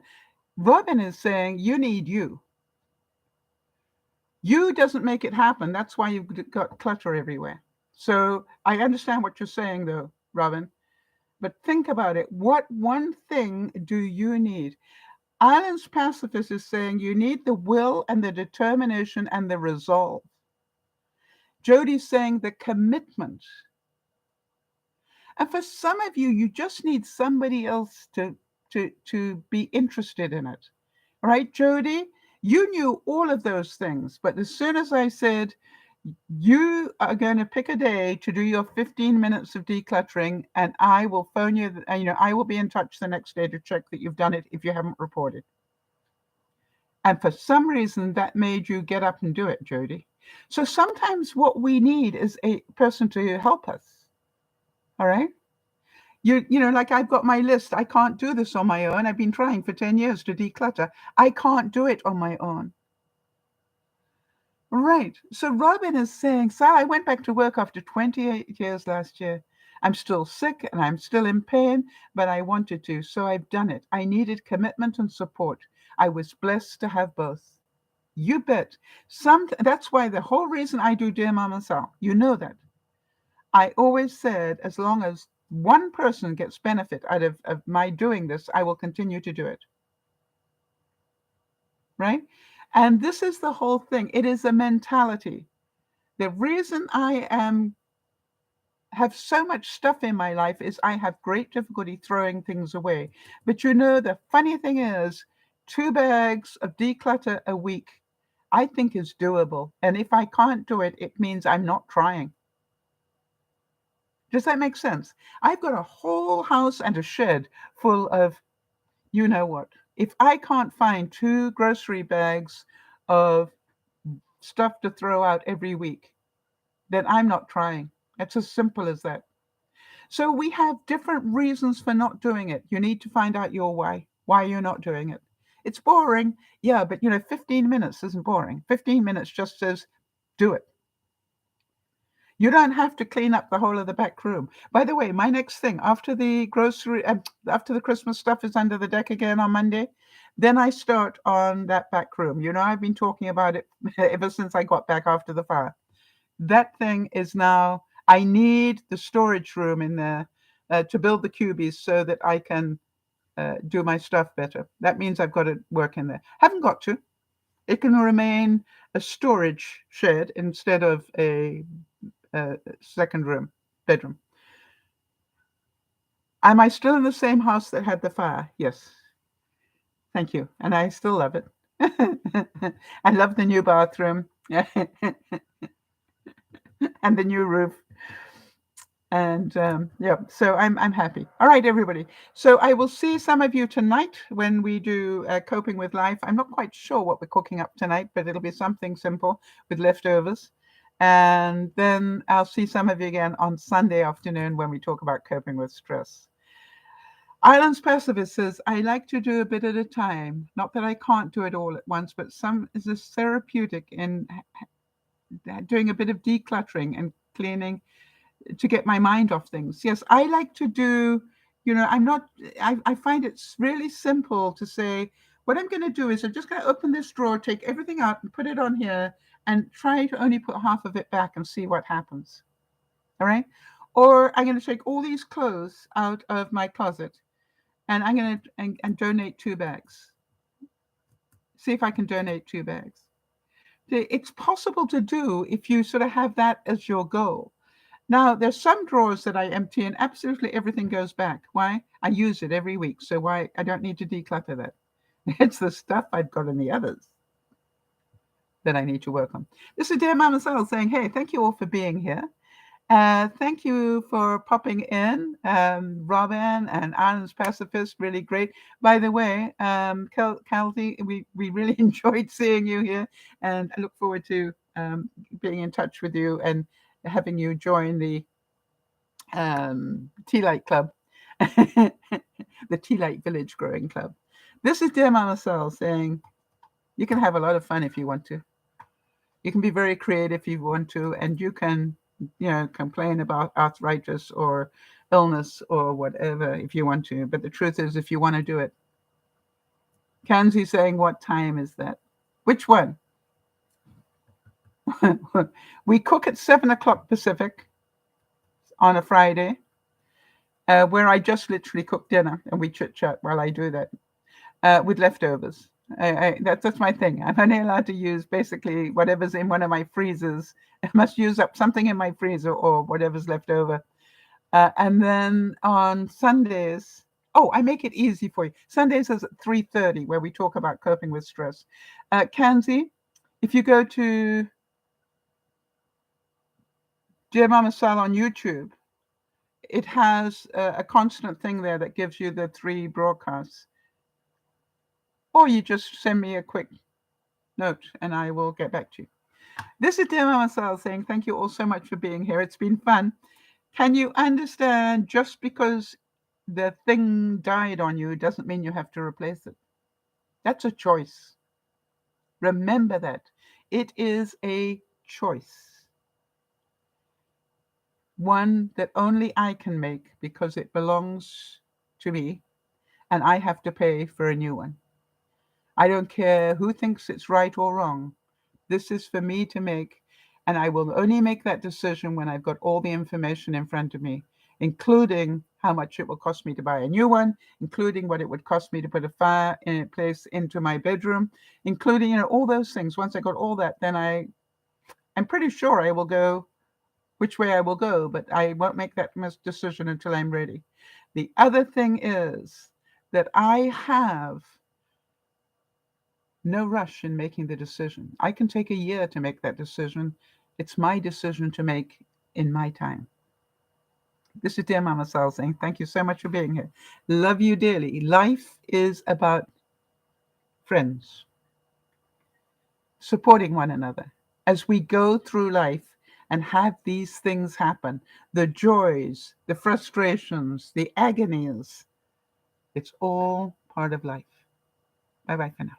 Thanks, Jody.